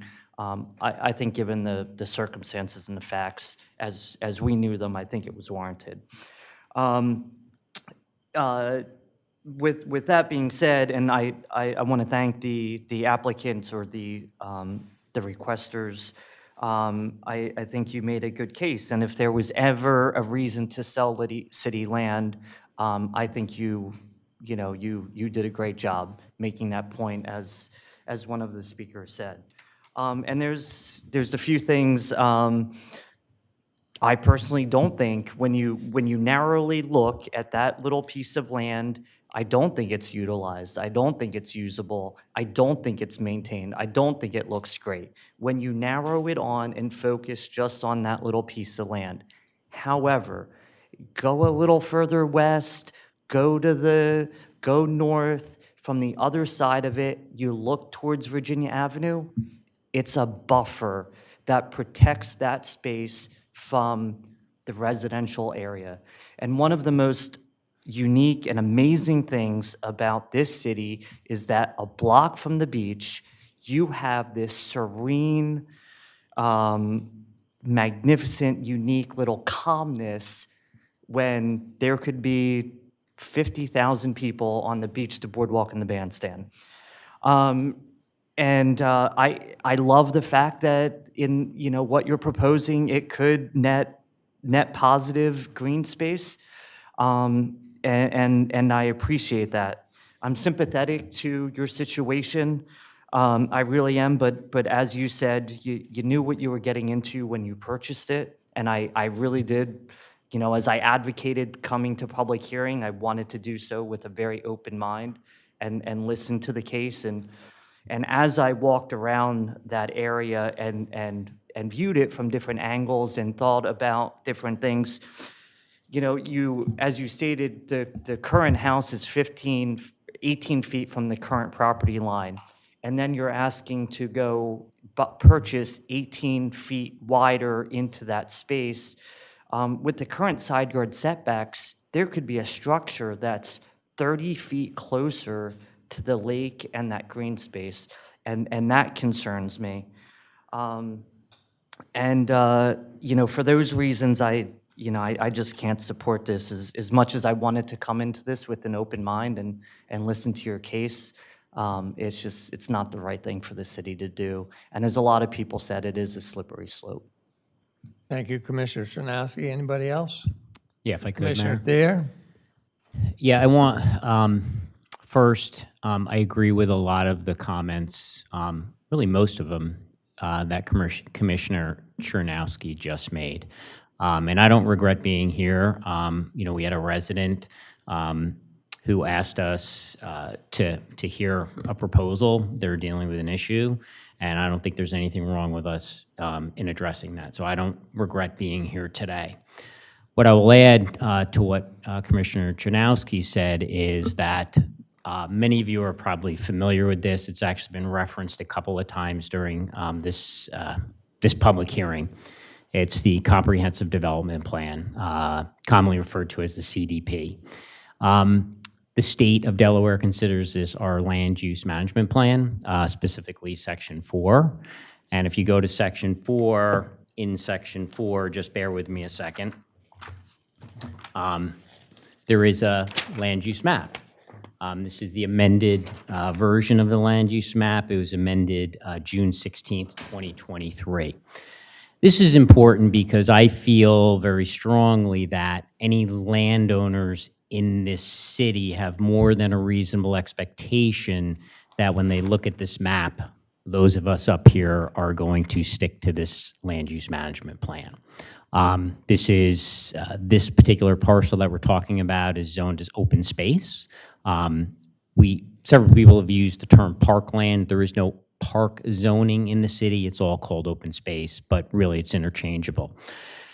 Also in Section 4 of the the CDP, the Land Use Management Plan, and someone referenced this, and I can't remember exactly who it was, but it's on page 4-11 towards the bottom. Open Space District 01 to include lands dedicated as permanent, and I intentionally paused there, open space to be enjoyed, ...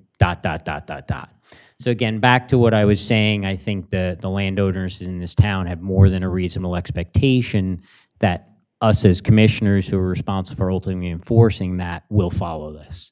There are a couple other spots in here that I'll mention on page 4.17, position on the general use of land.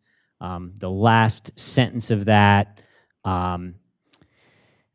where are we? The last part of that sentence, with heightened attention paid to the protection of its existing natural and environmental features. So again, open space zone O, I feel falls in that category.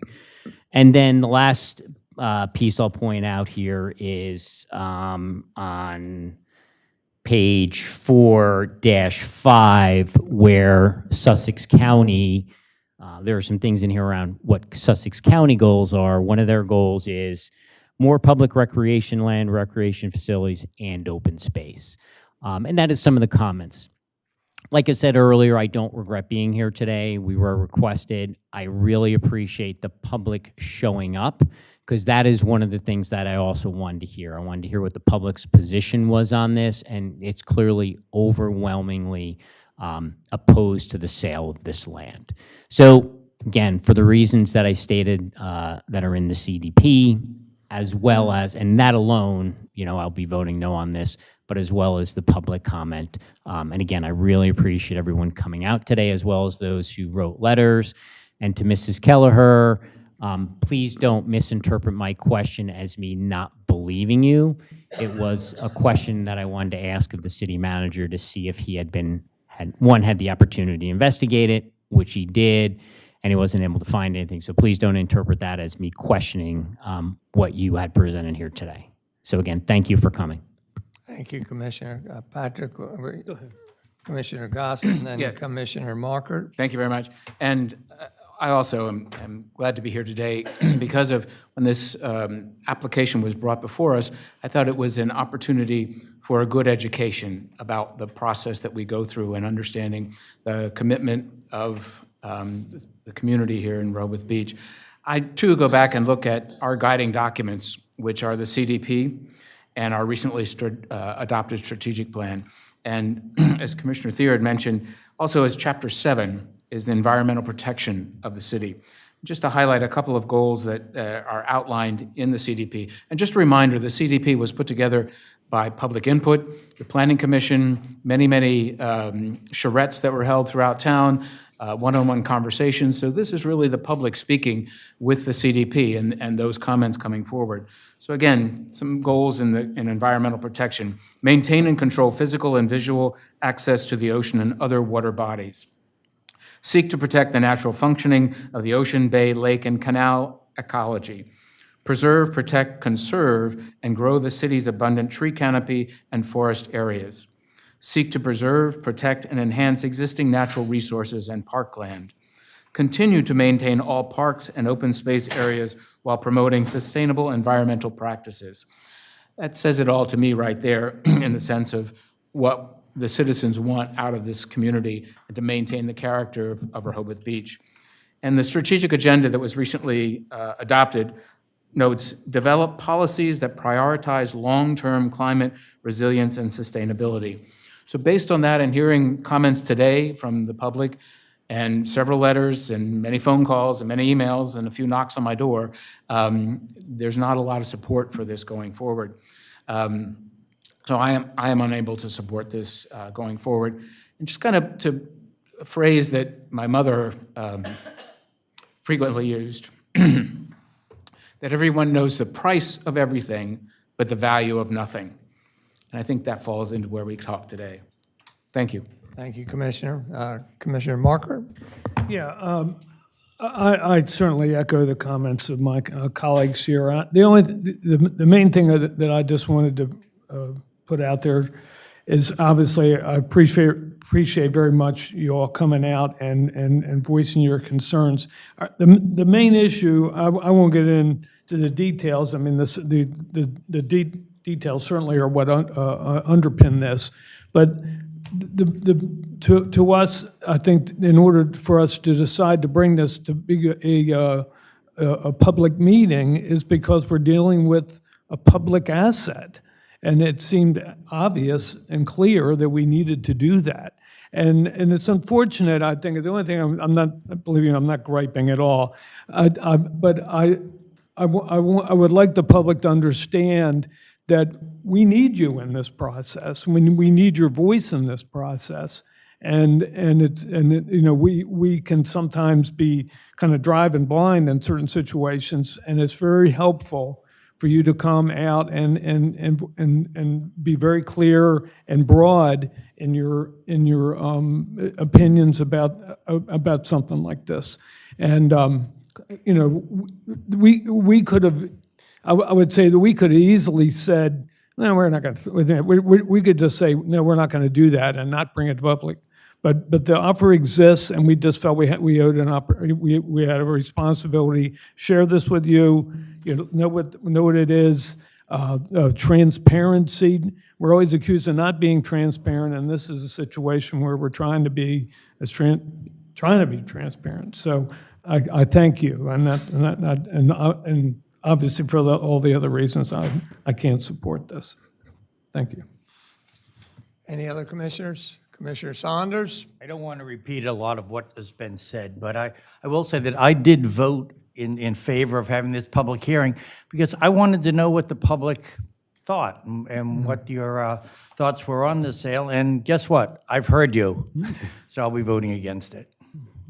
Anybody else? Mr. Mayor? Commissioner Good?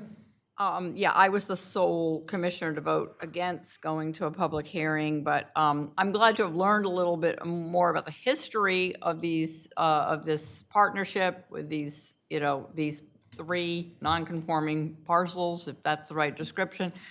But I'm also concerned that just in general, when something doesn't pose a hardship, and in my view, this doesn't, in the sense that the ability to build, say, a 2,000 square foot home to replace the current one is a wonderful opportunity. Yes, it's true that close to the ocean, generally people are investing even more money in building larger properties, but that's because they acquired a conforming 5,000 square foot parcel. So I don't know if you know, if everyone's been heard, I think at this point, I mean, I move that the board, I would like to make a motion that the Board of Commissioners deny the proposed sale of 1,463 square feet of land designated as open space located at Virginia Avenue and more particularly described as tax parcel number 334-14.13-299.00 to Waterside Properties Incorporated, the proposed buyer. Mr. Mayor, can I pose a question? Would it be better to pose this in the positive, the motion in a positive, or? Do you prefer? We could also just take no action, correct? We could. Well, we could. Would we really? But there is a motion on the sale. Would anyone second it? There's a motion on the table. Question, please? Can we not second it and just reverse it to the positive? We're just voting it in a different direction, the same thing. If there's no second on the motion, we move to the next matter. Is there a second? Can I make a positive motion? Yes. Mayor? What we're talking about up here is that it's frequently better to make a motion in the positive so that you know what our yeses and our nos are specific to. Oftentimes, the Board of Adjustment's a good example, that they make a motion in the negative. I don't want to tattle on them, but make a motion in the negative and then you vote yes to deny something, and it just gets a little hanky. Commissioner Gossett. Mayor, if I may move that the Board of Commissioners approve the sale of the 1,463 square feet of land now designated as open space located at Virginia Avenue, being more particularly described as tax parcel 334-14-1.13-299.00 to Waterside Properties Incorporated for the amount of $540,000. Second. We have a motion by Commissioner Patrick Gossett and a second by Commissioner Ed Chernowski to approve, I'm going to abbreviate it, approve the sale of the subject land. Is that okay?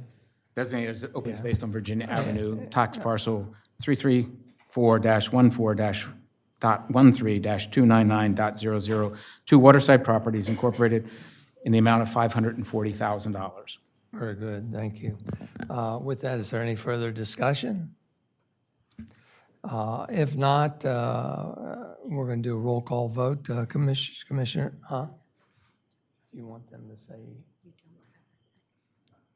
Yeah, I didn't hear anyone. No, Ed. I seconded. Ed seconded, yeah. Do they need to give a rationale for their vote? No. With that, I'm going to do roll call vote, Commissioner, and you don't need to give a rationale for your vote unless you'd like to. Commissioner Mark Saunders. I say no, vote no. Commissioner Suzanne Good. No. Commissioner Ed Chernowski. Nay. Commissioner Patrick Gossett. Nay. Commissioner Bunky Marker. No. Commissioner Craig Thier. No. And the mayor votes no, and the motion is denied, fails, 7-0. Thank you very much. Thank you all for your time and coming. We know everybody's very passionate about trees and the green life. We're going to move right on, but feel free that if you're going to leave, then just do so quietly.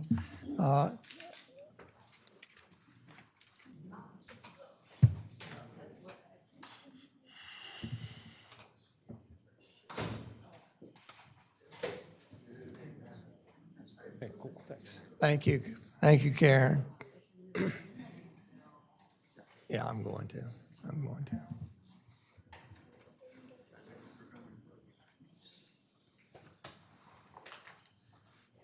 Next on our agenda is item 15, new business. 15A is consider awarding a bid to Mumford & Miller, Inc., the lowest responsible and responsive bidder for the city's annual street paving contract. Evan, you going to introduce it, or Henry? Ann, could I?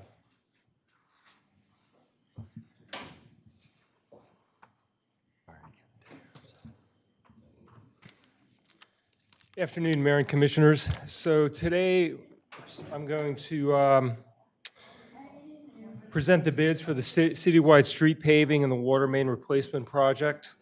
We'll show the areas of the work, go into some detail about the project, and review the bids and the staff recommendation.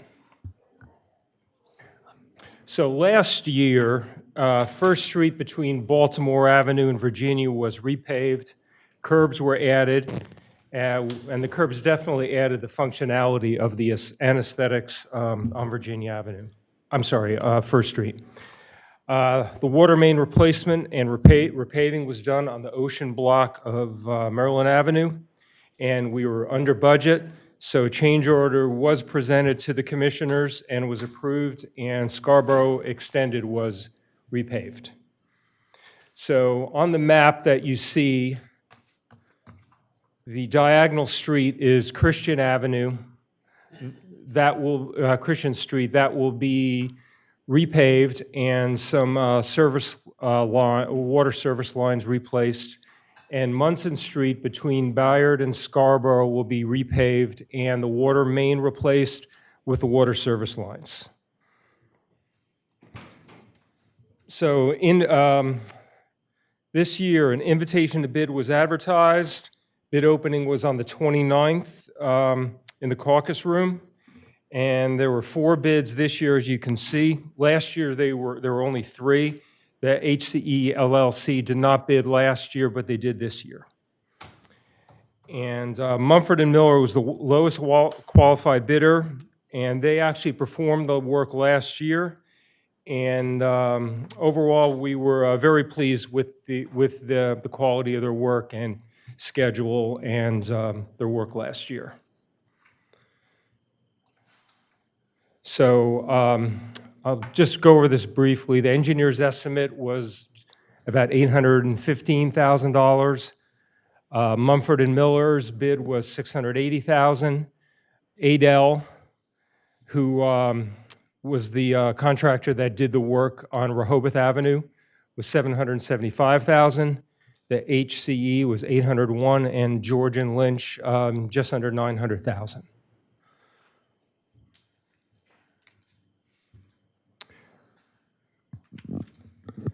So what we request board action to award the contract to Mumford & Miller, who's the lowest qualified bidder, in the amount of $680,501.05 for the FY26 Rehoboth Beach citywide street paving and water main replacement project.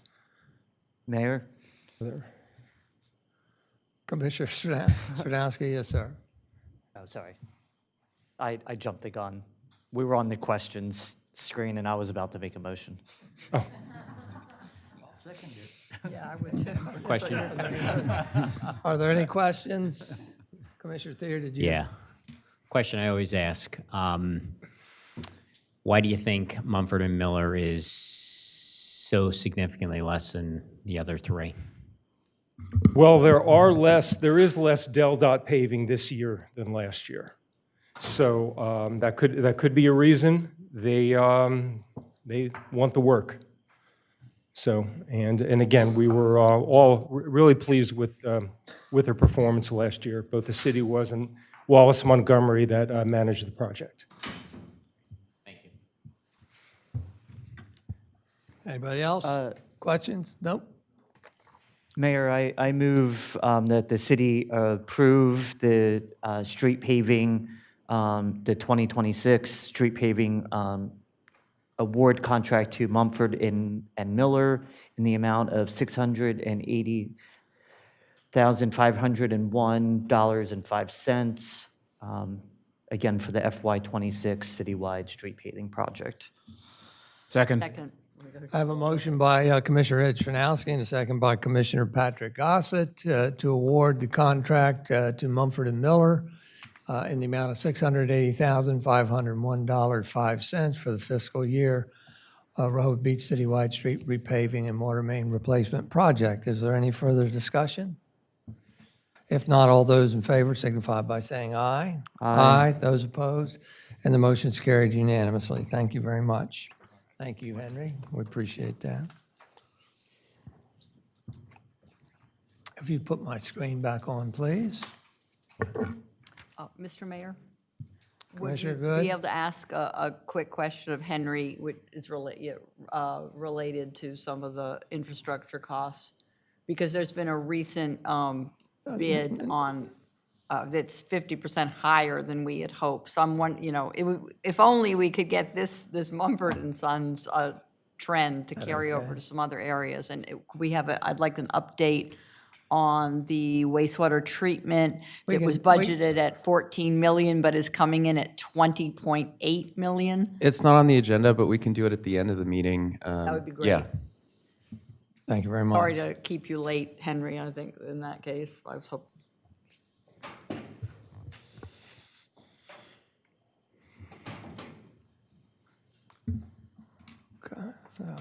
Okay. Next item of new business is 15B, consideration of matters pertaining to the city manager. You can see them up on the screen, so I'm not going to read them right now, but there's three matters pertaining to the city manager that we're going to be addressing tonight. As we are all aware, the City of Rehoboth Beach, the board, and individual current and former commissioners are currently engaged in litigation regarding the hiring of Taylor Tedder as the city manager. This litigation challenges the decision to hire Mr. Tedder and alleges that the city charter imposes mandatory qualifications that Mr. Tedder does not meet. Specifically, the plaintiffs allege that the charter requires all city managers to have either an engineering degree, 4 years of engineering experience, or 4 years of experience as a city manager. It should be noted that none of the last 4 city managers have met all these requirements. During argument before Vice Chancellor regarding the motion to dismiss, she noted that once Mr. Tedder had accrued 4 years' experience as a city manager, which he did as of August 9th, 2025 recently, the remaining claims would be at least partly mooted. Commissioner Good has been quite vocal about her hope that the lawsuit can be settled. Unfortunately, the plaintiff's offer of settlement that individuals resign their duly elected positions was, in my opinion, political theater. As the residents of the city have a significant interest in the timely and cost-effective resolution of the litigation, 3 motions are being presented today to end this litigation. The first, again, reference 1, 2, and 3 up on the screen. The first seeks the ratification of the hiring of Mr. Tedder and his contract. A reminder that as of August 9th, 2025, he has the 4 years of experience as a city manager. The second motion seeks acknowledgement that Mr. Tedder has for the past year performed his obligations under the contract dated April 9th, 2024. Mr. Tedder has performed 13 months of service as city manager and is entitled to compensation accordingly.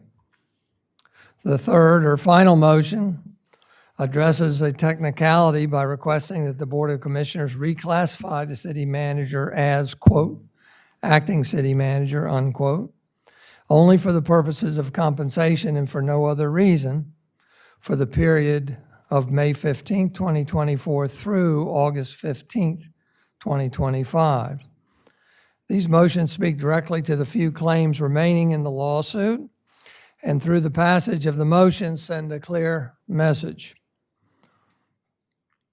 As an aside, some may allege that the sitting commissioners and I, who are defendants, have a conflict of interest, but we also have a statutory duty to vote on what is best for the city, and we are planning to communicate in short order with the Public Integrity Commission as required by statute. I will give the commissioners the opportunity to speak before turning to the public for comment. And for the commissioners, would anyone like to speak before I go to public comment? I would, well, turn it to the commissioners. Does anybody have anything to say before I go to the public? Mr. Mayor? Commissioner Good? Not happy about this. I'm disappointed that Morris James was hired recently by taxpayers at their, I believe, $450 an hour rate to try to rewrite history and to change, I believe you may have meant in title only, on the third issue potentially being considered. But the problem with that is that when a title is changed in that way, normally the compensation is commensurate, in this case with the closest proxy we have is the interim city manager who served for a good portion of 2022, and then again beginning in late 2023 until May 14th, 2025. So Morris James has put together these motions to put before the judge. I think it's almost an insult to her intelligence. I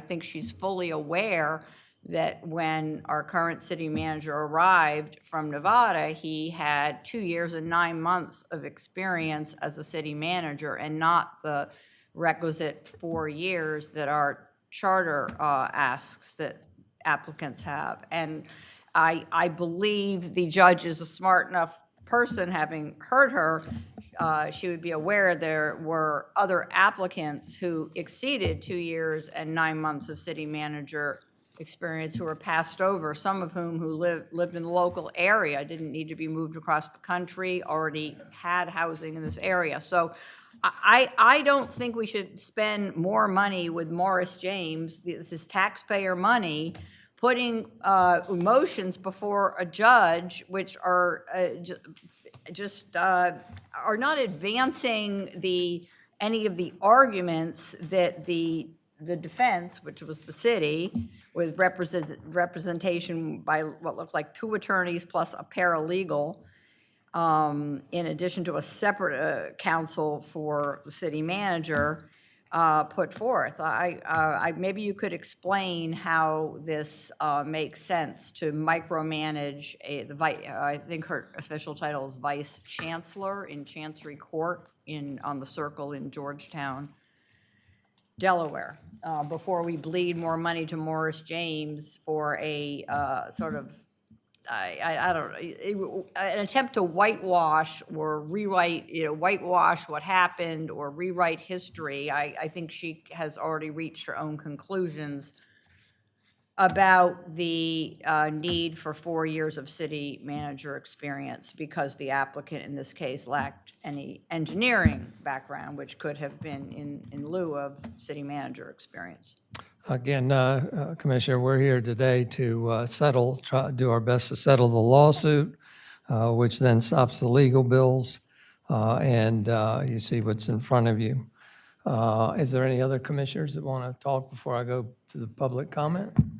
Commissioner Saunders. I'm the newest commissioner here, having served 9 months working with Mr. Tedder.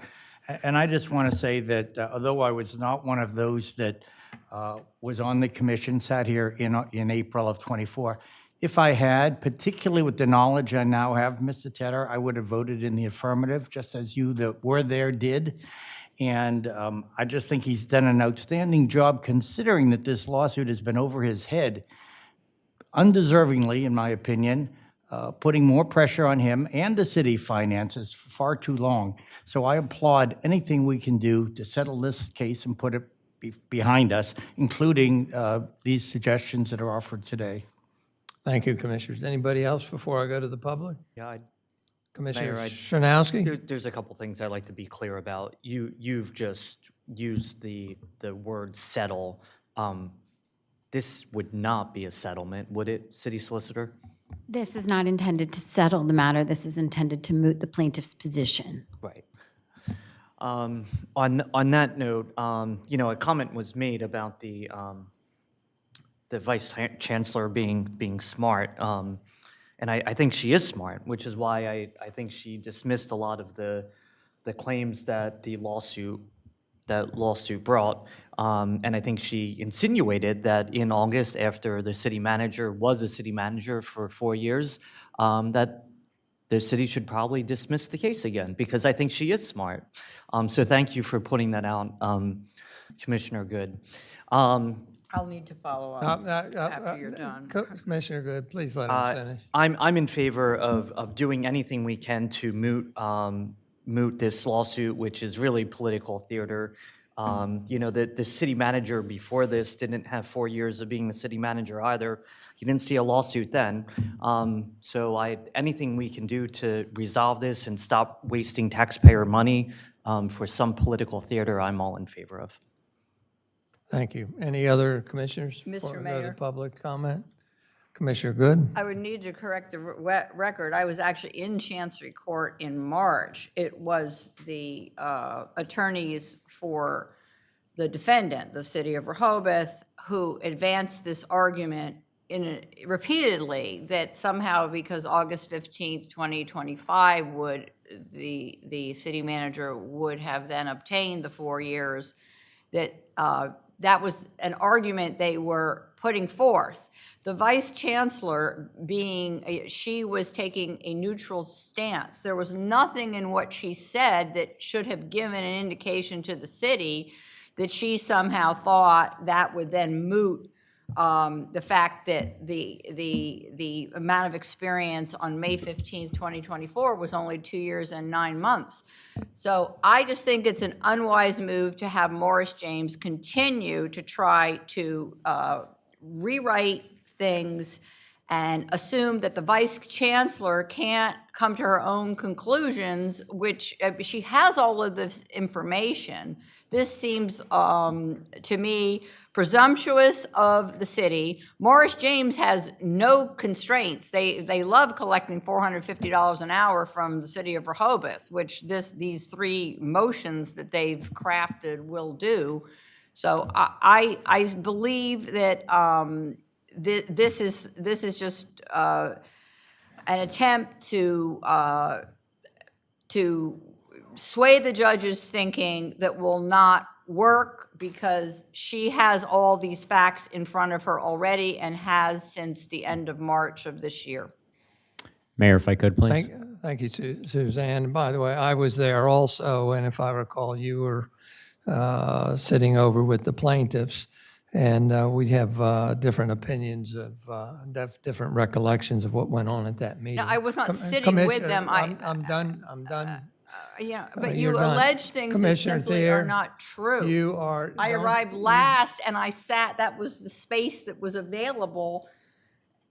You know, behind them. I mean, that is. Okay. Commissioner, your statements there were you were not authorized to have the floor. Please remember that. Commissioner Thayer. Thank you, Mayor. So I'm going to break this into a couple of parts, and I'll comment on the first part now and then save my comments probably until after the public speaks. It's important that we all understand that the city is being sued, and we have to defend ourselves. And defend ourselves, we need to hire legal counsel, particularly legal counsel with expertise in defending the city in these types of lawsuits. Some of this predates me. The decision was made to hire Morris James because they have the appropriate experience to defend us in this lawsuit. We simply cannot just not defend ourselves. That makes sense. So we need to be defended. I understand that at any given time they're going to make recommendations to the city, to the commissioners, to either that are going to, in their recommendations, to win the lawsuit or bring this litigation to an end. And winning the lawsuit or just bringing the litigation to an end, which is what this motion will do, will prevent the city from spending significant legal fees as we go through the process of deposing additional current and former commissioners. I don't know how many that would be, as well as other, legal actions or legal support that they may provide us. So I support this motion. Okay. No motion yet. Yeah, no motion yet. Thank you. Right. So I support what Morris James is doing. We hired them to do this. We hired them to defend the city. And as I said, I'm repeating myself a little bit here, so I apologize, but we hired them. The city is being sued. We hired them to defend us. We need to, they've made recommendations. They've made a recommendation to file this motion. to either win or end the litigation, which will save us legal fees down the road. Thank you. Thank you. Mr. Anybody Mayor? else before I go to the public? Mr. Mayor, one last comment. Yeah, Commissioner Good. I would suggest if you do want to pursue these motions with Morris James, number 3 at least requires that the salary from May 15th, 2024 to August to today be appropriate for an acting or interim city manager, which also does not include a housing component. So that would require the mortgage which began, I believe, this check was cut on May 24th, 2024. I'll be generous, repaid at a 4% rate. There are lots of ramifications to reclassifying someone retroactively in this manner. You don't just like change the title and say all the issues with the unusually generous contract go away. So we have a template. We did have an interim city manager, so we could work out the numbers. That would be my suggestion. This vice chancellor, this judge has a lot of discretion. Sometimes it's in people's interest if they want to remain working to negotiate something, in this case, to retroactively become an acting city manager for the first 16 months at an appropriate pay level. That, I think, would do a lot to smooth over everything that happened, and maybe not assess blame, but at least get to a point where people are comfortable with the remuneration that the city is paying to one individual. I do understand, and I believe it has led to a run-up in at least one other salary in the city. So it's an escalating thing that will it has a lot of ramifications for the city's budget down the line. So I just believe that Morris James's 3 motions don't really advance much, and they iterate for the judge what she already knows. Thank you, Suzanne. Commissioner, with that, we're going to go to the public comment. Is there any member of the public that would like to comment on either of the 1, 2, or 3? Nancy? Remember your name and... Nancy Doyle, and I live on Country Club Drive. Forgot to say that last time.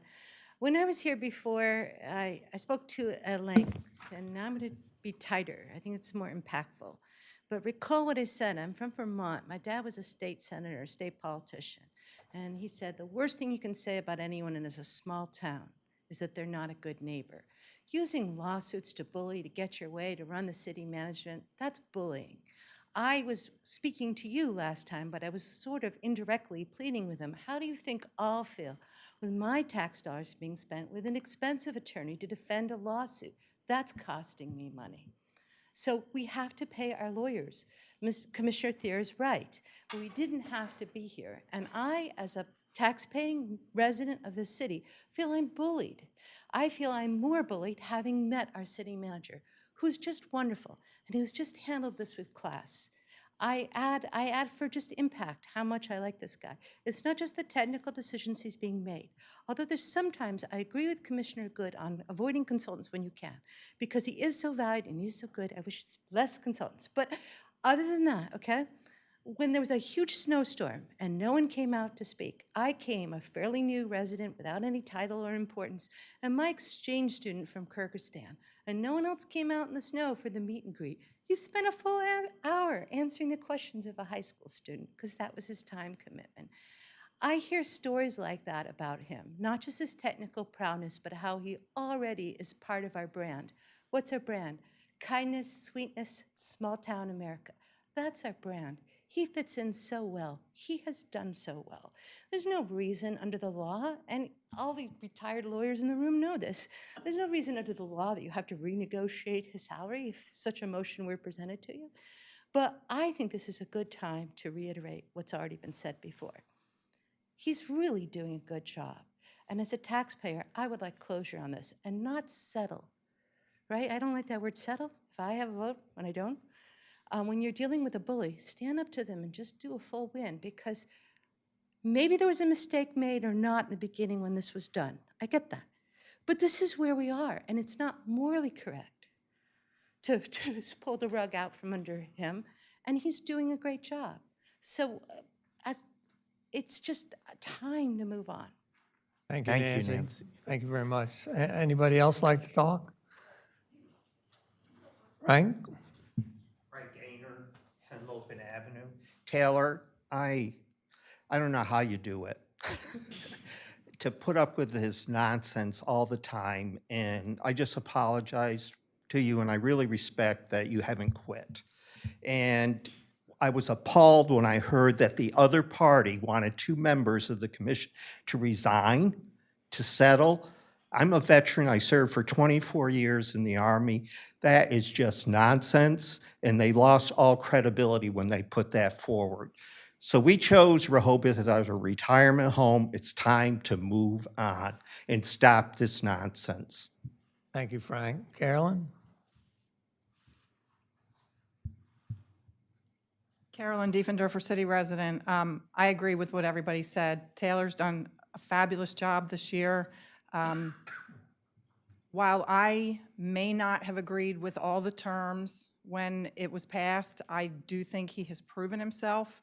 I don't think we could find anybody any better to serve the taxpayers. And as a taxpayer, I want whatever we need to do to make this go away to happen. We need to stop, stop the nonsense and just stand up and everybody say he is worth it. Thank you. Thank you, Carolyn. Walter?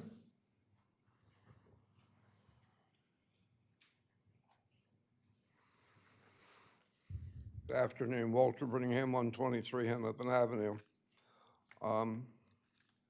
I've sat here in the back and listened and told you all about flawed contracts.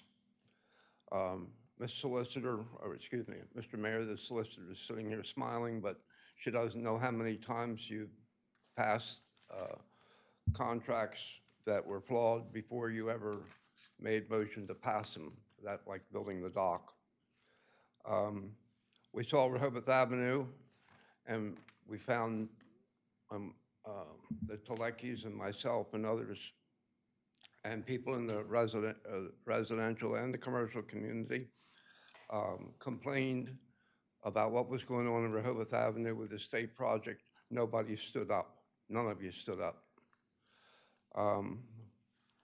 The handicap cuts on Rehoboth Avenue, there was knowledge about this. But in any case, many years ago, I asked a question of Mr. Messick, and he said the city solicitor was there to defend the city and the board and not the residents, which is wrong. But that be the case. So what you're doing is very self-serving, and I've said for a long time, you can't trust what you say or what you do, and you don't tell the truth. We were told last time there would be more verbiage about the discussion that was to be proposed, so you brought the initial agenda from last week as the agenda for today on this specific item. But you can't count on anything you do, so the city can ignore any and all bids if they want to, so you can't trust the city. So what are you up there for, Mr. Mayor? You don't need any of them. Just do as you damn well please, because that's what you're doing right now, and the people are paying for it. But you're being self-serving, and you're not supposed to have a fiduciary benefit. That's right in the charter, and it's wrong. Thank you, Walter. Anybody else? Francis?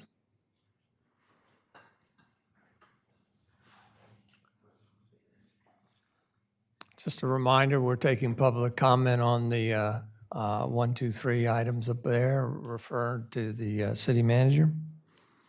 Francis Kelleher, Stokely Street. I'll just say that when I saw the agenda and this item B, I didn't have any clue what it meant or what it was all about.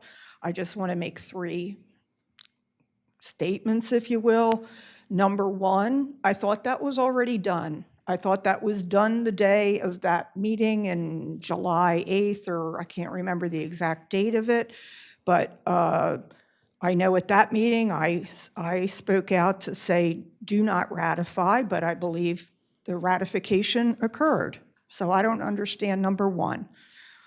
Mayor, you said people who have been our previous city managers, some of them didn't meet the qualifications.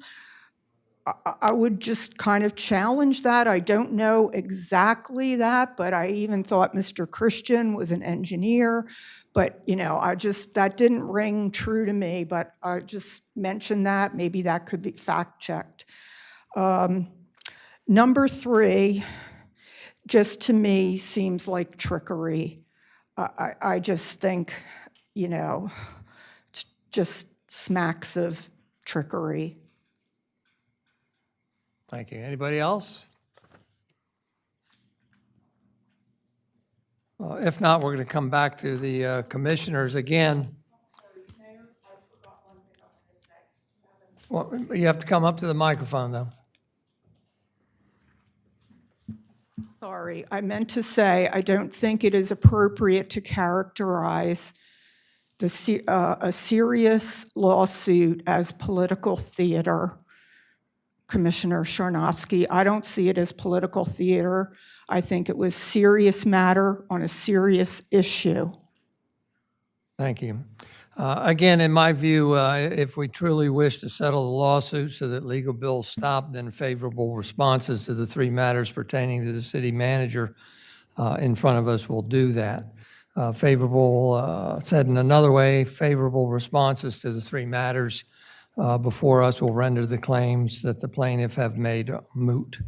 Would like to entertain more discussion, or preferred, we'll entertain three independent motions here. Mayor, if I could? Commissioner Thier? Thank you. And we'll do one at a time, 1, 2, 3. Okay, we're going to vote on them separately. Yeah. Okay, great. All right, so that was my first question. So my second comment, I mentioned that I was going to have two comments and the one afterward. So I want to start off by saying that I do, support Mr. Tedder. And I think there have been times when he has been subject to harassment, and I commend him for the professionalism that he has exhibited during those periods. Having said that, I'm going to get to my comment. Over the course of the past year, and this is based on both my professional experience as well as my experience on a board of education where we hired a superintendent using a very transparent process, I can say that would I have hired Mr. Tedder? Yeah, I would have hired Mr. Tedder, but I would not have agreed to the compensation package that was given to him. So as we look at the first motion here, and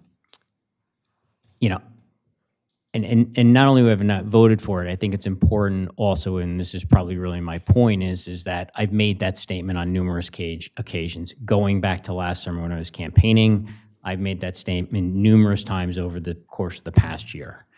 So I can't now, for the purpose of creating this motion, now just simply change my mind or change my viewpoint. I also believe that if I do that here today, it's going to be interpreted as I'm doing it for the sole purpose of, supporting this motion.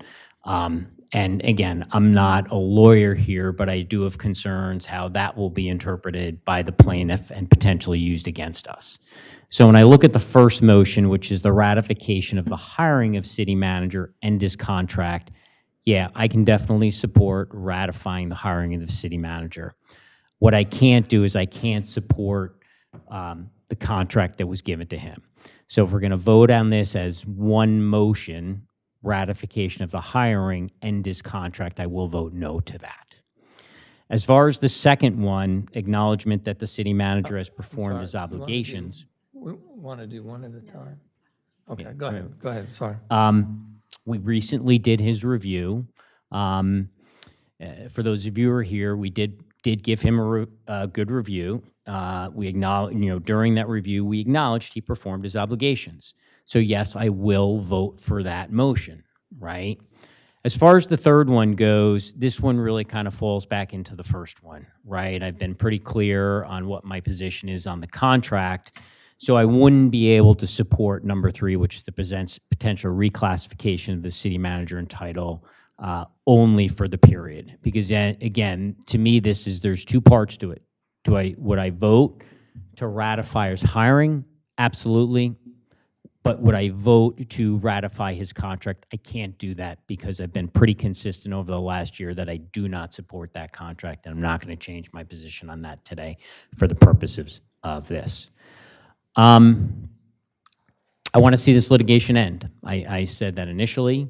I think we need to move on.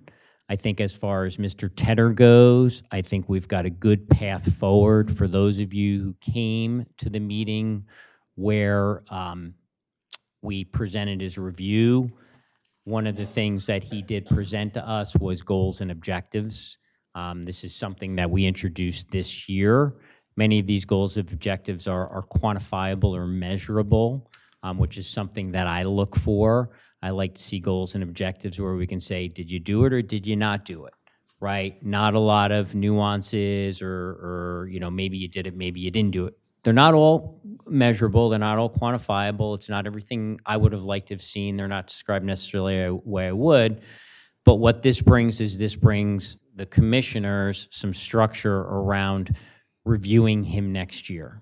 And it's not just next year. We're going to be looking to get updates on these throughout the course of this year. It also brings transparency to the process because when we do his review, we're going to be looking at these goals and saying, did you accomplish them or not?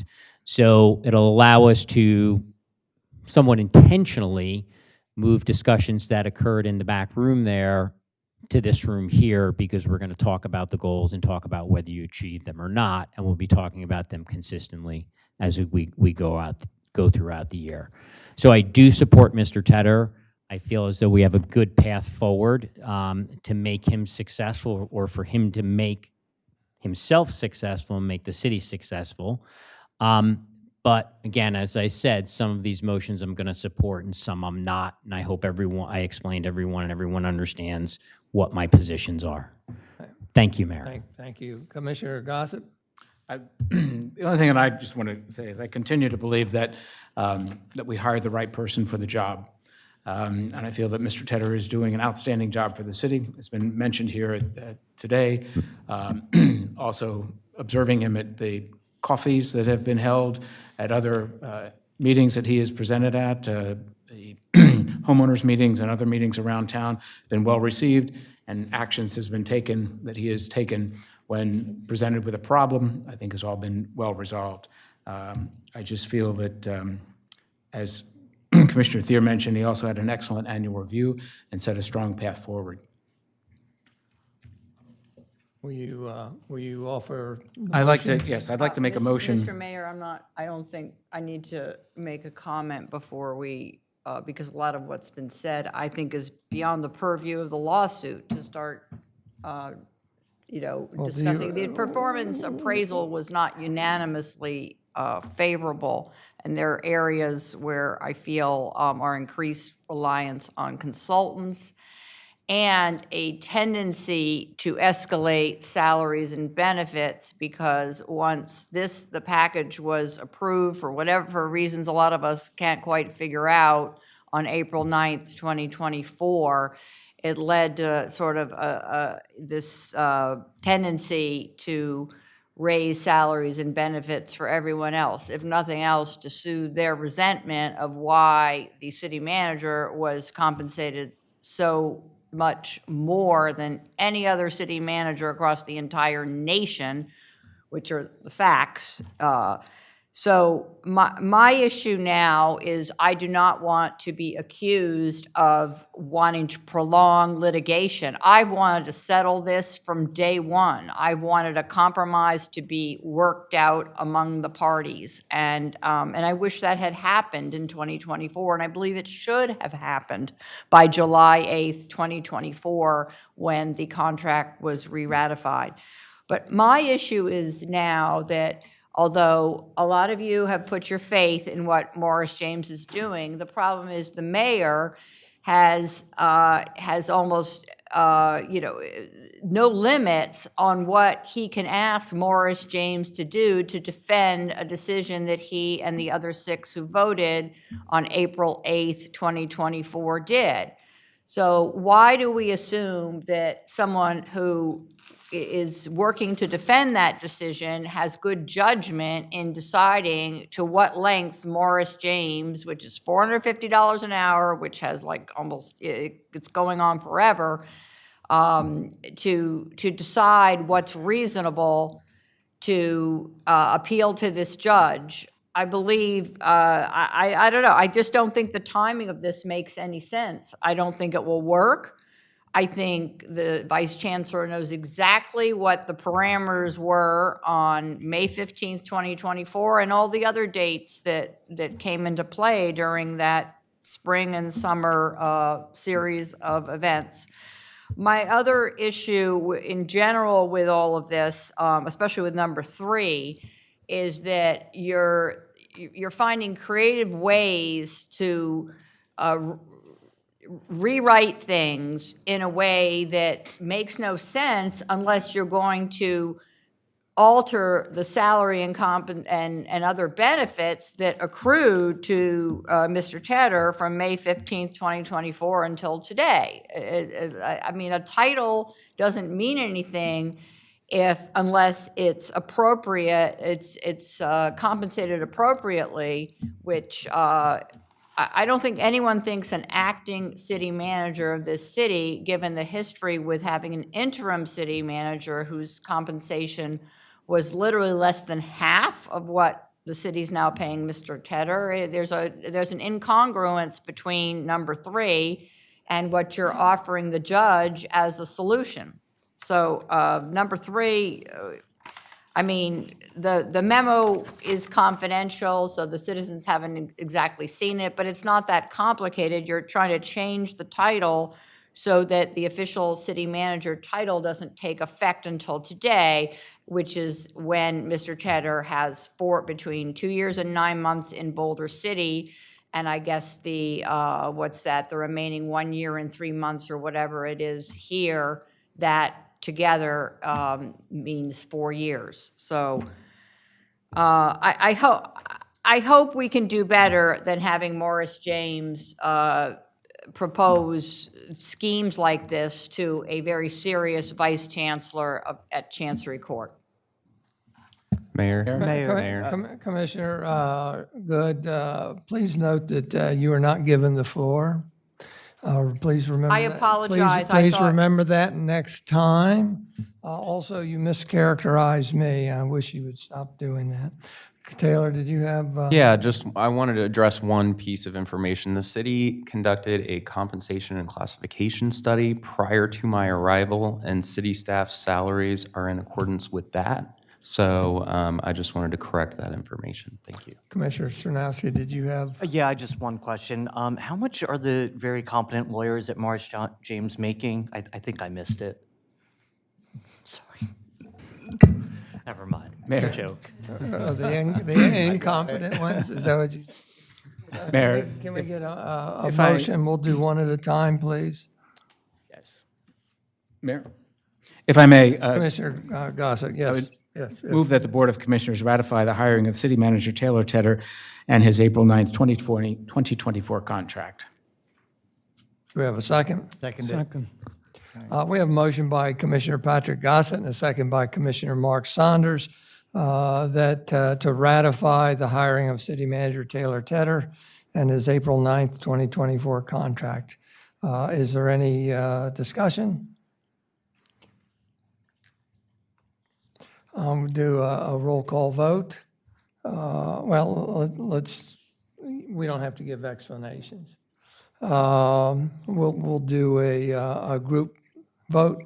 All those in favor of the motion signify by saying aye. Aye. Those opposed? Nay. And we'll show that Commissioner Thier and Commissioner Good were negative, and the other 5 were positive votes, and the motion carries.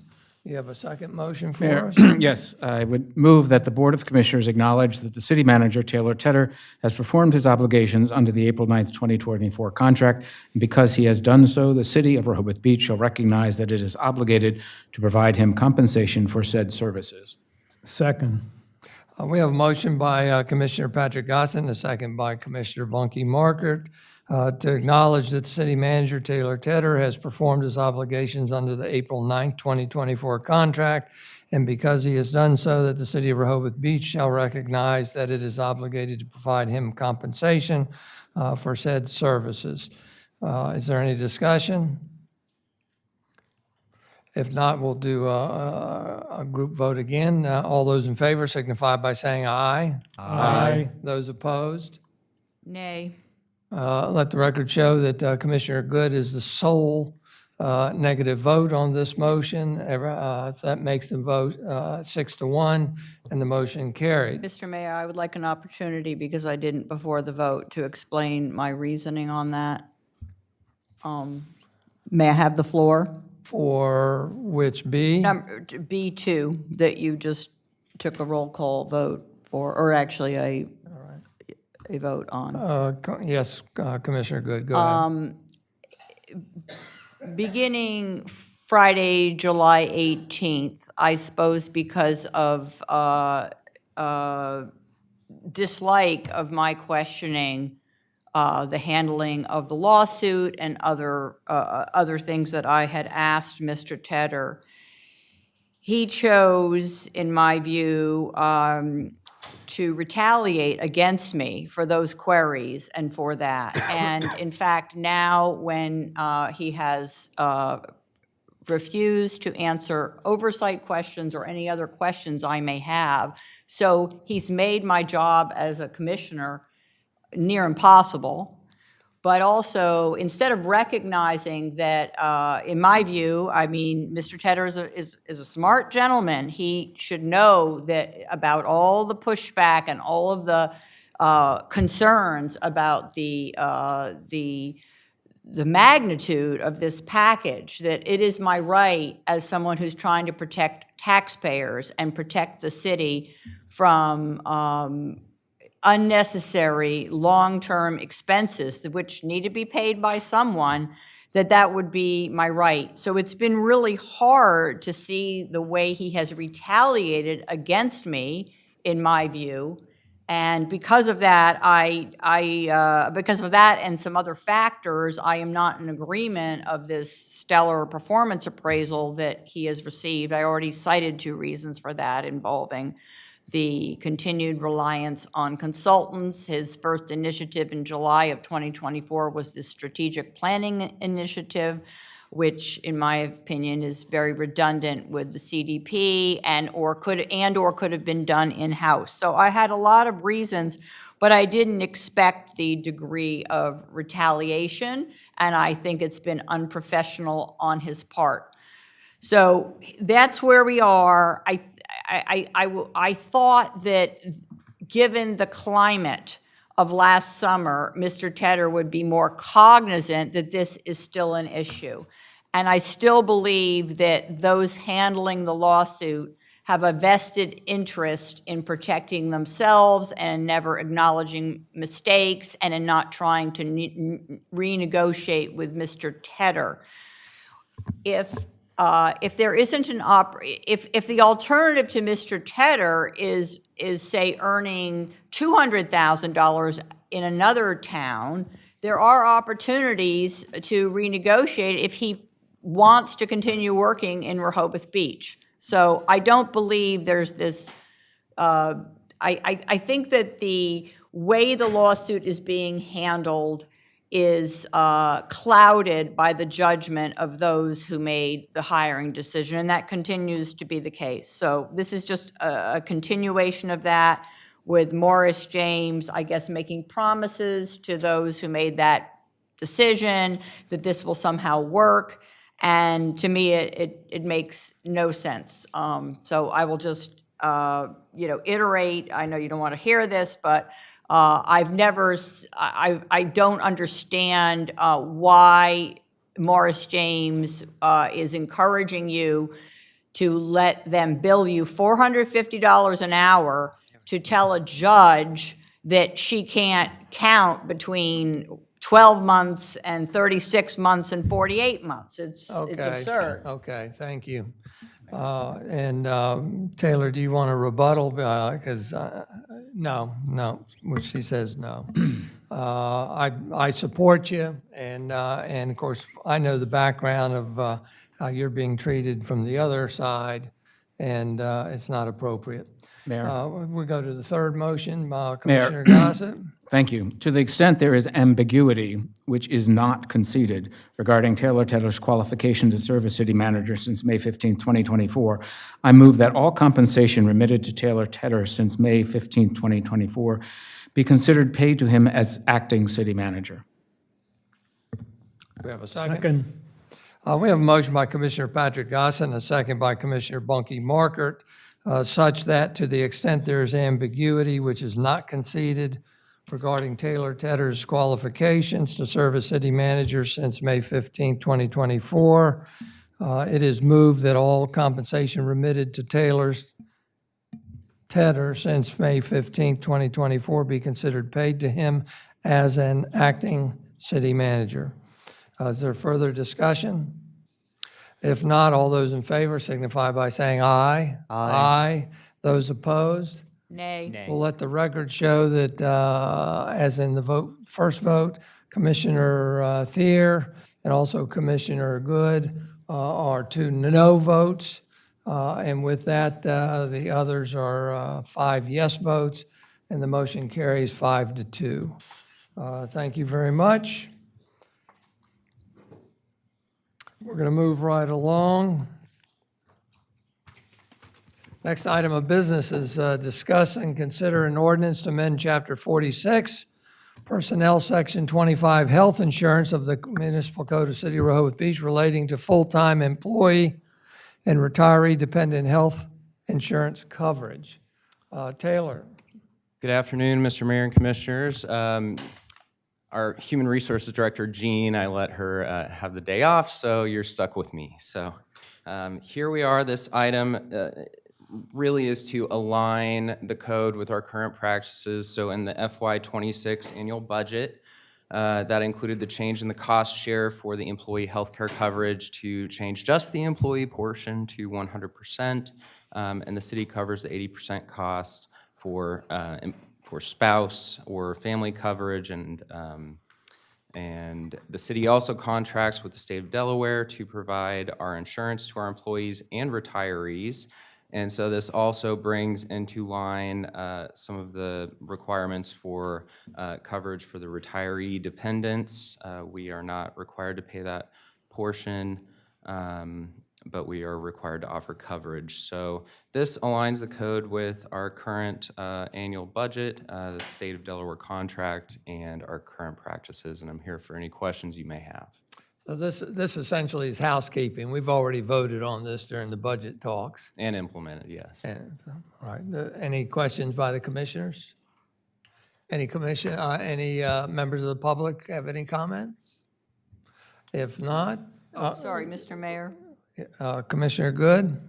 Oh, just to say that, I was concerned about this at the time, but among things that we're spending more money on, this one certainly isn't the worst, because the national average is 82% for municipalities to cover healthcare premiums. So once we went from 80 to 90% in March of 2024, it was a strange time to go from 90 to 100% in March of 2025. But I was obviously outvoted on that, as with much else. So now we're at the highest potential level. The city's covering 100%, employees cover 0% of their premiums. So this should, this is one of the things that among a lot of the overspending, at least I feel our city staff is benefiting from it. They are getting more, in each of their take-home checks, because they no longer have to cover 10% of their healthcare premiums. And at this point, to codify it, is sort of pro forma, and I'm certainly not going to vote against it. but I hope going forward, we, evaluate things based on national averages, and I believe Mr. Tedder didn't want to look at data, and I was not in agreement with his analysis that was presented. I'll take it. Mayor, Go ahead. I'd like to make a motion to adopt the ordinance to amend Chapter 46, Personnel, Section 25, Health Insurance of Municipal Code of the City of Rehoboth Beach relating to full-time employees and retiree departments' health insurance plan coverage. Second. We have a motion by Commissioner Patrick Gossett and a second by Commissioner Bunky Marker to adopt the ordinance to amend Chapter 46 Personnel, Section 25 Health Insurance of the Municipal Code of Rehoboth Beach relating to full-time employee and retiree dependents' health insurance plan coverage. Is there any further discussion? If not, all those in favor signify by saying aye. Aye. Those opposed? And the motion carries unanimously. Next item of business is consider sunsetting the Communications Committee and the Parking Garage Task Force. Goodness, we haven't heard of these names of these committees for a long, long while. This is just a housekeeping item, as I have been working on sunsetting the other more recent advisory committees. It was pointed out to me that we have gone dormant with the Communications Committee and the Parking Garage Task Force. And so this is just merely a formality so that I can also, at the same time, sunset these two groups. If somebody would make a motion. Mayor, I'd like to make a motion to sunset the Communications Committee and the Parking Garage Task Force. Second. We have a motion by Commissioner Patrick Goss and a second by Commissioner Suzanne Good to sunset the Communications Committee and the Parking Garage Task Force. Is there any discussion? Is there any comment? You used to be on the Communications. No? With that, all those in favor of sunsetting these two committees or committee and the task force signify by saying aye. Aye. Those opposed? And both of those, the committee and the task force, are sunsetted formally. Thank you very much. With that, we're going to review future meeting dates. Monday, September 8th, 9 a.m. is a workshop meeting. Also, Monday, September 8th, following the workshop, is a special meeting. Friday, September 19th, circle that on your calendar at 2 p.m. That's our annual reorganization meeting, which includes the swearing in of the two new commissioners who were the high vote getters in the recent municipal election. Thank you very much. With that, we're going to go to citizen comment. Hoyt, I know Hoyt's first and then Nancy. And again, we are trying to limit comments to 3 minutes, please. So Hoyt Decker, Laurel Street. I've tried to do this several times at home to make my statement, my comment, and I can't get it under 4 minutes. So I'm hoping you'll give me a little indulgence You just here. wasted 32 seconds. Thank you. In spite of your opening statement, Mayor, about meeting order, I've noted 4 or 5 interruptions to the meeting, and I'd like to speak about that today. On July 2025, I sent an email to the Board of Commissioners expressing my concerns about the conduct at board meetings, and especially at a Board of Commissioners July 7 workshop meeting, and the reactive adoption of an amendment to the City Code at its July 18, 2025 regular meeting. As I understand it, your intention was to address the problem of behavior. I indicated that I don't believe the code changes adopted adequately address the problem at board meetings. I recommended a separate and specific code change to Section 15 meetings, and I offered my suggested language and left it up to you to make whatever appropriate changes you found necessary. I'd like to read this just to get it in the record. So Section 15.3, meetings, conduct of meetings. Order during meetings is essential. Only one item shall be discussed at a time, and all sides of an issue shall be heard. Commissioners shall conduct meetings that are both effective and democratic, promoting order and efficiency with only one member speaking at a time, providing a structured framework for the discussion and decision-making, ensuring fair participation, and preventing interruptions and assuring discussions stay on topic. So, I've got another paragraph, I'm sorry. All members may participate, express their views, and have their voices heard, provided there is fair and courteous conduct during the meetings, ensuring a respectful environment for all participants. Meetings shall raise a point of order, quote unquote, to draw attention to their desire to participate. The chair shall recognize members who wish to speak, ensuring that everyone has an ample opportunity to contribute. So I'd like to just, in addition, show you Robert's Rules of Order. That was 3 minutes. Forgive me. I'm probably even going to go longer. Okay. No, there we go. So here's what the dedication says, Robert's Rules of Order. In a land where perhaps most persons are members of one or more societies, some knowledge of parliamentary procedure may be justly regarded as a necessary part of the education of every man and woman. And then I'll note that there is nothing in here about civility, but bear with me. There is a portion in this which is entitled, Who Gets Preference and Recognition to Debate? As a general rule, the chair should designate to speak or recognize the person who raises first after the previous speaker has finished and sat down. You cannot, while someone is still speaking, try to signal that you want to speak next. You must wait until the person who is speaking finishes and sits down before standing and seeking the chance to speak by calling out the chair's title. So that's kind of where I am on this issue. I submitted this thing. I haven't heard anything back. And I know you don't like questions, but I'm going to ask, are you going to do anything about this?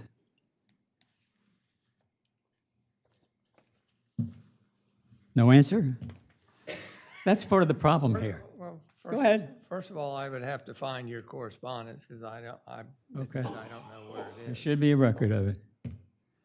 So what you're saying is you don't have any knowledge of the, does anybody else have? I don't have any recollection. I mean, I've actually I don't received have two any- responses. I don't have any recollection. Okay, I've received 2 responses from other commissioners about the issue. So as far as I'm concerned, it's on record. Okay. So no answer?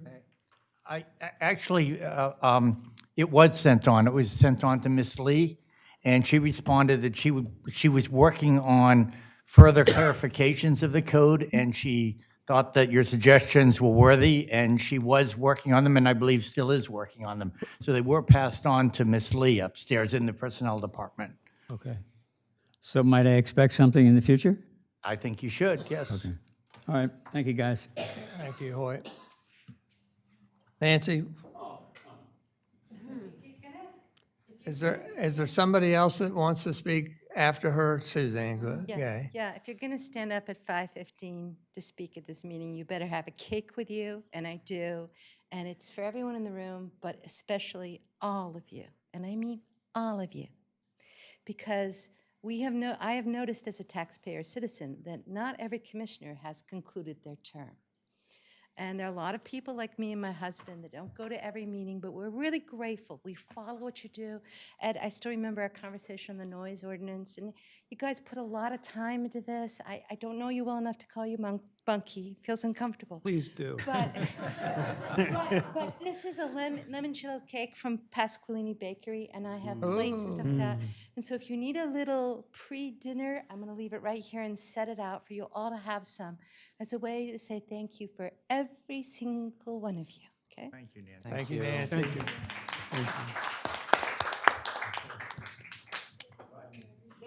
are a hard act to follow, let me tell you. So I'll be very anticlimactic. I'm Susan Gay, Country Club Drive. I have two comments today, first of all. The first, on behalf of the Board of Directors of the Rehoboth Beach Homeowners Association, I would like to thank Ed Chernowski and Bunky Market for their service, and since they are retiring commissioners. We usually put that thank you in our newsletter, and we will continue to do so, but since I was here in person today, it gives me great pleasure to do so in person. Thank you. My second comments are on a personal note for each of you. Don't get nervous. Ed and I became commissioners on the same day back in 2019, but we served in two different mayoral administrations. Fun days, huh, Ed? Certainly were. And even during COVID. However, due to extenuating circumstances, I could not continue, but you did. And you served another 3 years, giving of your time and serving the city and serving the people of the city. So my personal thanks go to you now as well for all of that time, and you must be exhausted now. I think I deserve a little break. Yes. To Commissioner Market, thank you for stepping up when I stepped down. And while I did not get to serve with you on the commission, I did get to serve with you on the Planning Commission about 8 years ago, as you may recall. And I know how much the city means to you and how much you put into your role as commissioner. And I want to thank you for all that you've done. And to both of you, I hope you stay involved with city issues. You have so much to contribute. Thanks again. Thank you. Anybody else or opportunity for public comment? If not, we're going to move on to commissioner announcements and comments. I just want to draw attention to a recent notice from the Army Corps of Engineers that they got money to dredge the canal from pretty much Lewis all the way down to Dewey, which is a very good news. The biggest delay had to do with where they were going to put the spoils. That's very complicated today. I don't know any more details other than it'll start anywhere from this October to the following October. So that's a year's time there. And that's all I have. Does anybody else have any other just Mayor, general if I could, announcements? please. Commissioner Thayer? Yeah, I'd like to see us take up, I'm going to use the term broadly, but agenda management. And for me, there's two parts to this. One is, as a commissioner, I find the current process to be very cumbersome, starting with only receiving the agenda 1 week in advance, and then with many of the agenda items only posted, 1 or 2 days beforehand. It gives me very little time, if really any time at all, to do the work I need to do to review the items. When items change midstream, it makes it more difficult because if I've looked at the item, I now have to go back and look at it again and figure out what's changed. I suspect there's software out there that would facilitate a lot of this stuff and make it easier on everyone, not just us, but the public as well. The second part of the agenda management is, I would like to see us posting at least 2 months of agendas in advance. If we could start at 1 month, I think that would be a huge step with the goal of working to 2 months. So what I would mean by that is, we're at the regular meeting for August. I'd like to see us posting the agendas for the workshop and regular meeting for September and the workshop and regular meeting for October. Everyone would need to understand that under FOIA, those agendas can change up until 7 days before the meeting. So particularly the ones that are 2 months out are probably going to be in flux. But one, it would help me as a commissioner, and I think for the residents, particularly, just for the residents, I'm not going to say some live here, some don't. I think it would give them an opportunity to plan, understand what's coming up, and plan their time to attend meetings as appropriate. So I'd like to see us take that up. I'll give that consideration.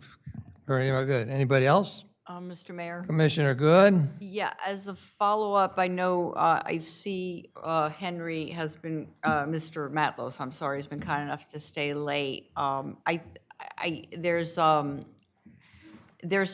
some bad news with a bid that's come in, but I think and it happens to do with the wastewater treatment plant. And yes, it is true that the county pays anywhere from 64%, sometimes 58%. We've gotten, Commissioner Thier and I have had different numbers provided to us, but it's still 6.8 million higher than we had budgeted, which is actually, it's about 50% higher than the 14 million we had budgeted, which because it's at 20.8 million.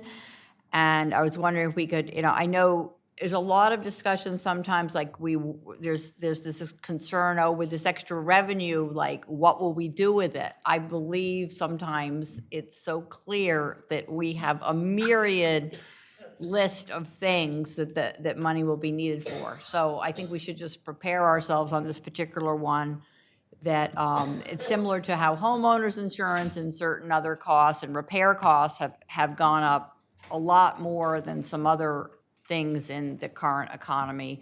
Here, how we might be able to mitigate this, and if there's any hope of other bidders coming forward on this particular work that needs to be done. That was something you had said we could follow up on. Yeah, later in the meeting. so yes, you're right. The bid did come in around $20 million. So we are weighing our options. We'll be bringing a recommendation to the Board of Commissioners soon on that. And I will note that we budgeted the full amount, not taking into consideration the cost share. So We budgeted 14 million. correct. Right. In the wastewater enterprise fund. So we will bring a recommendation soon. Any other commissioner announcements or comments? If not, there are no further business. I adjourn this meeting at 5:22 p.m. Thank you all very much. Oh, don't forget your cake.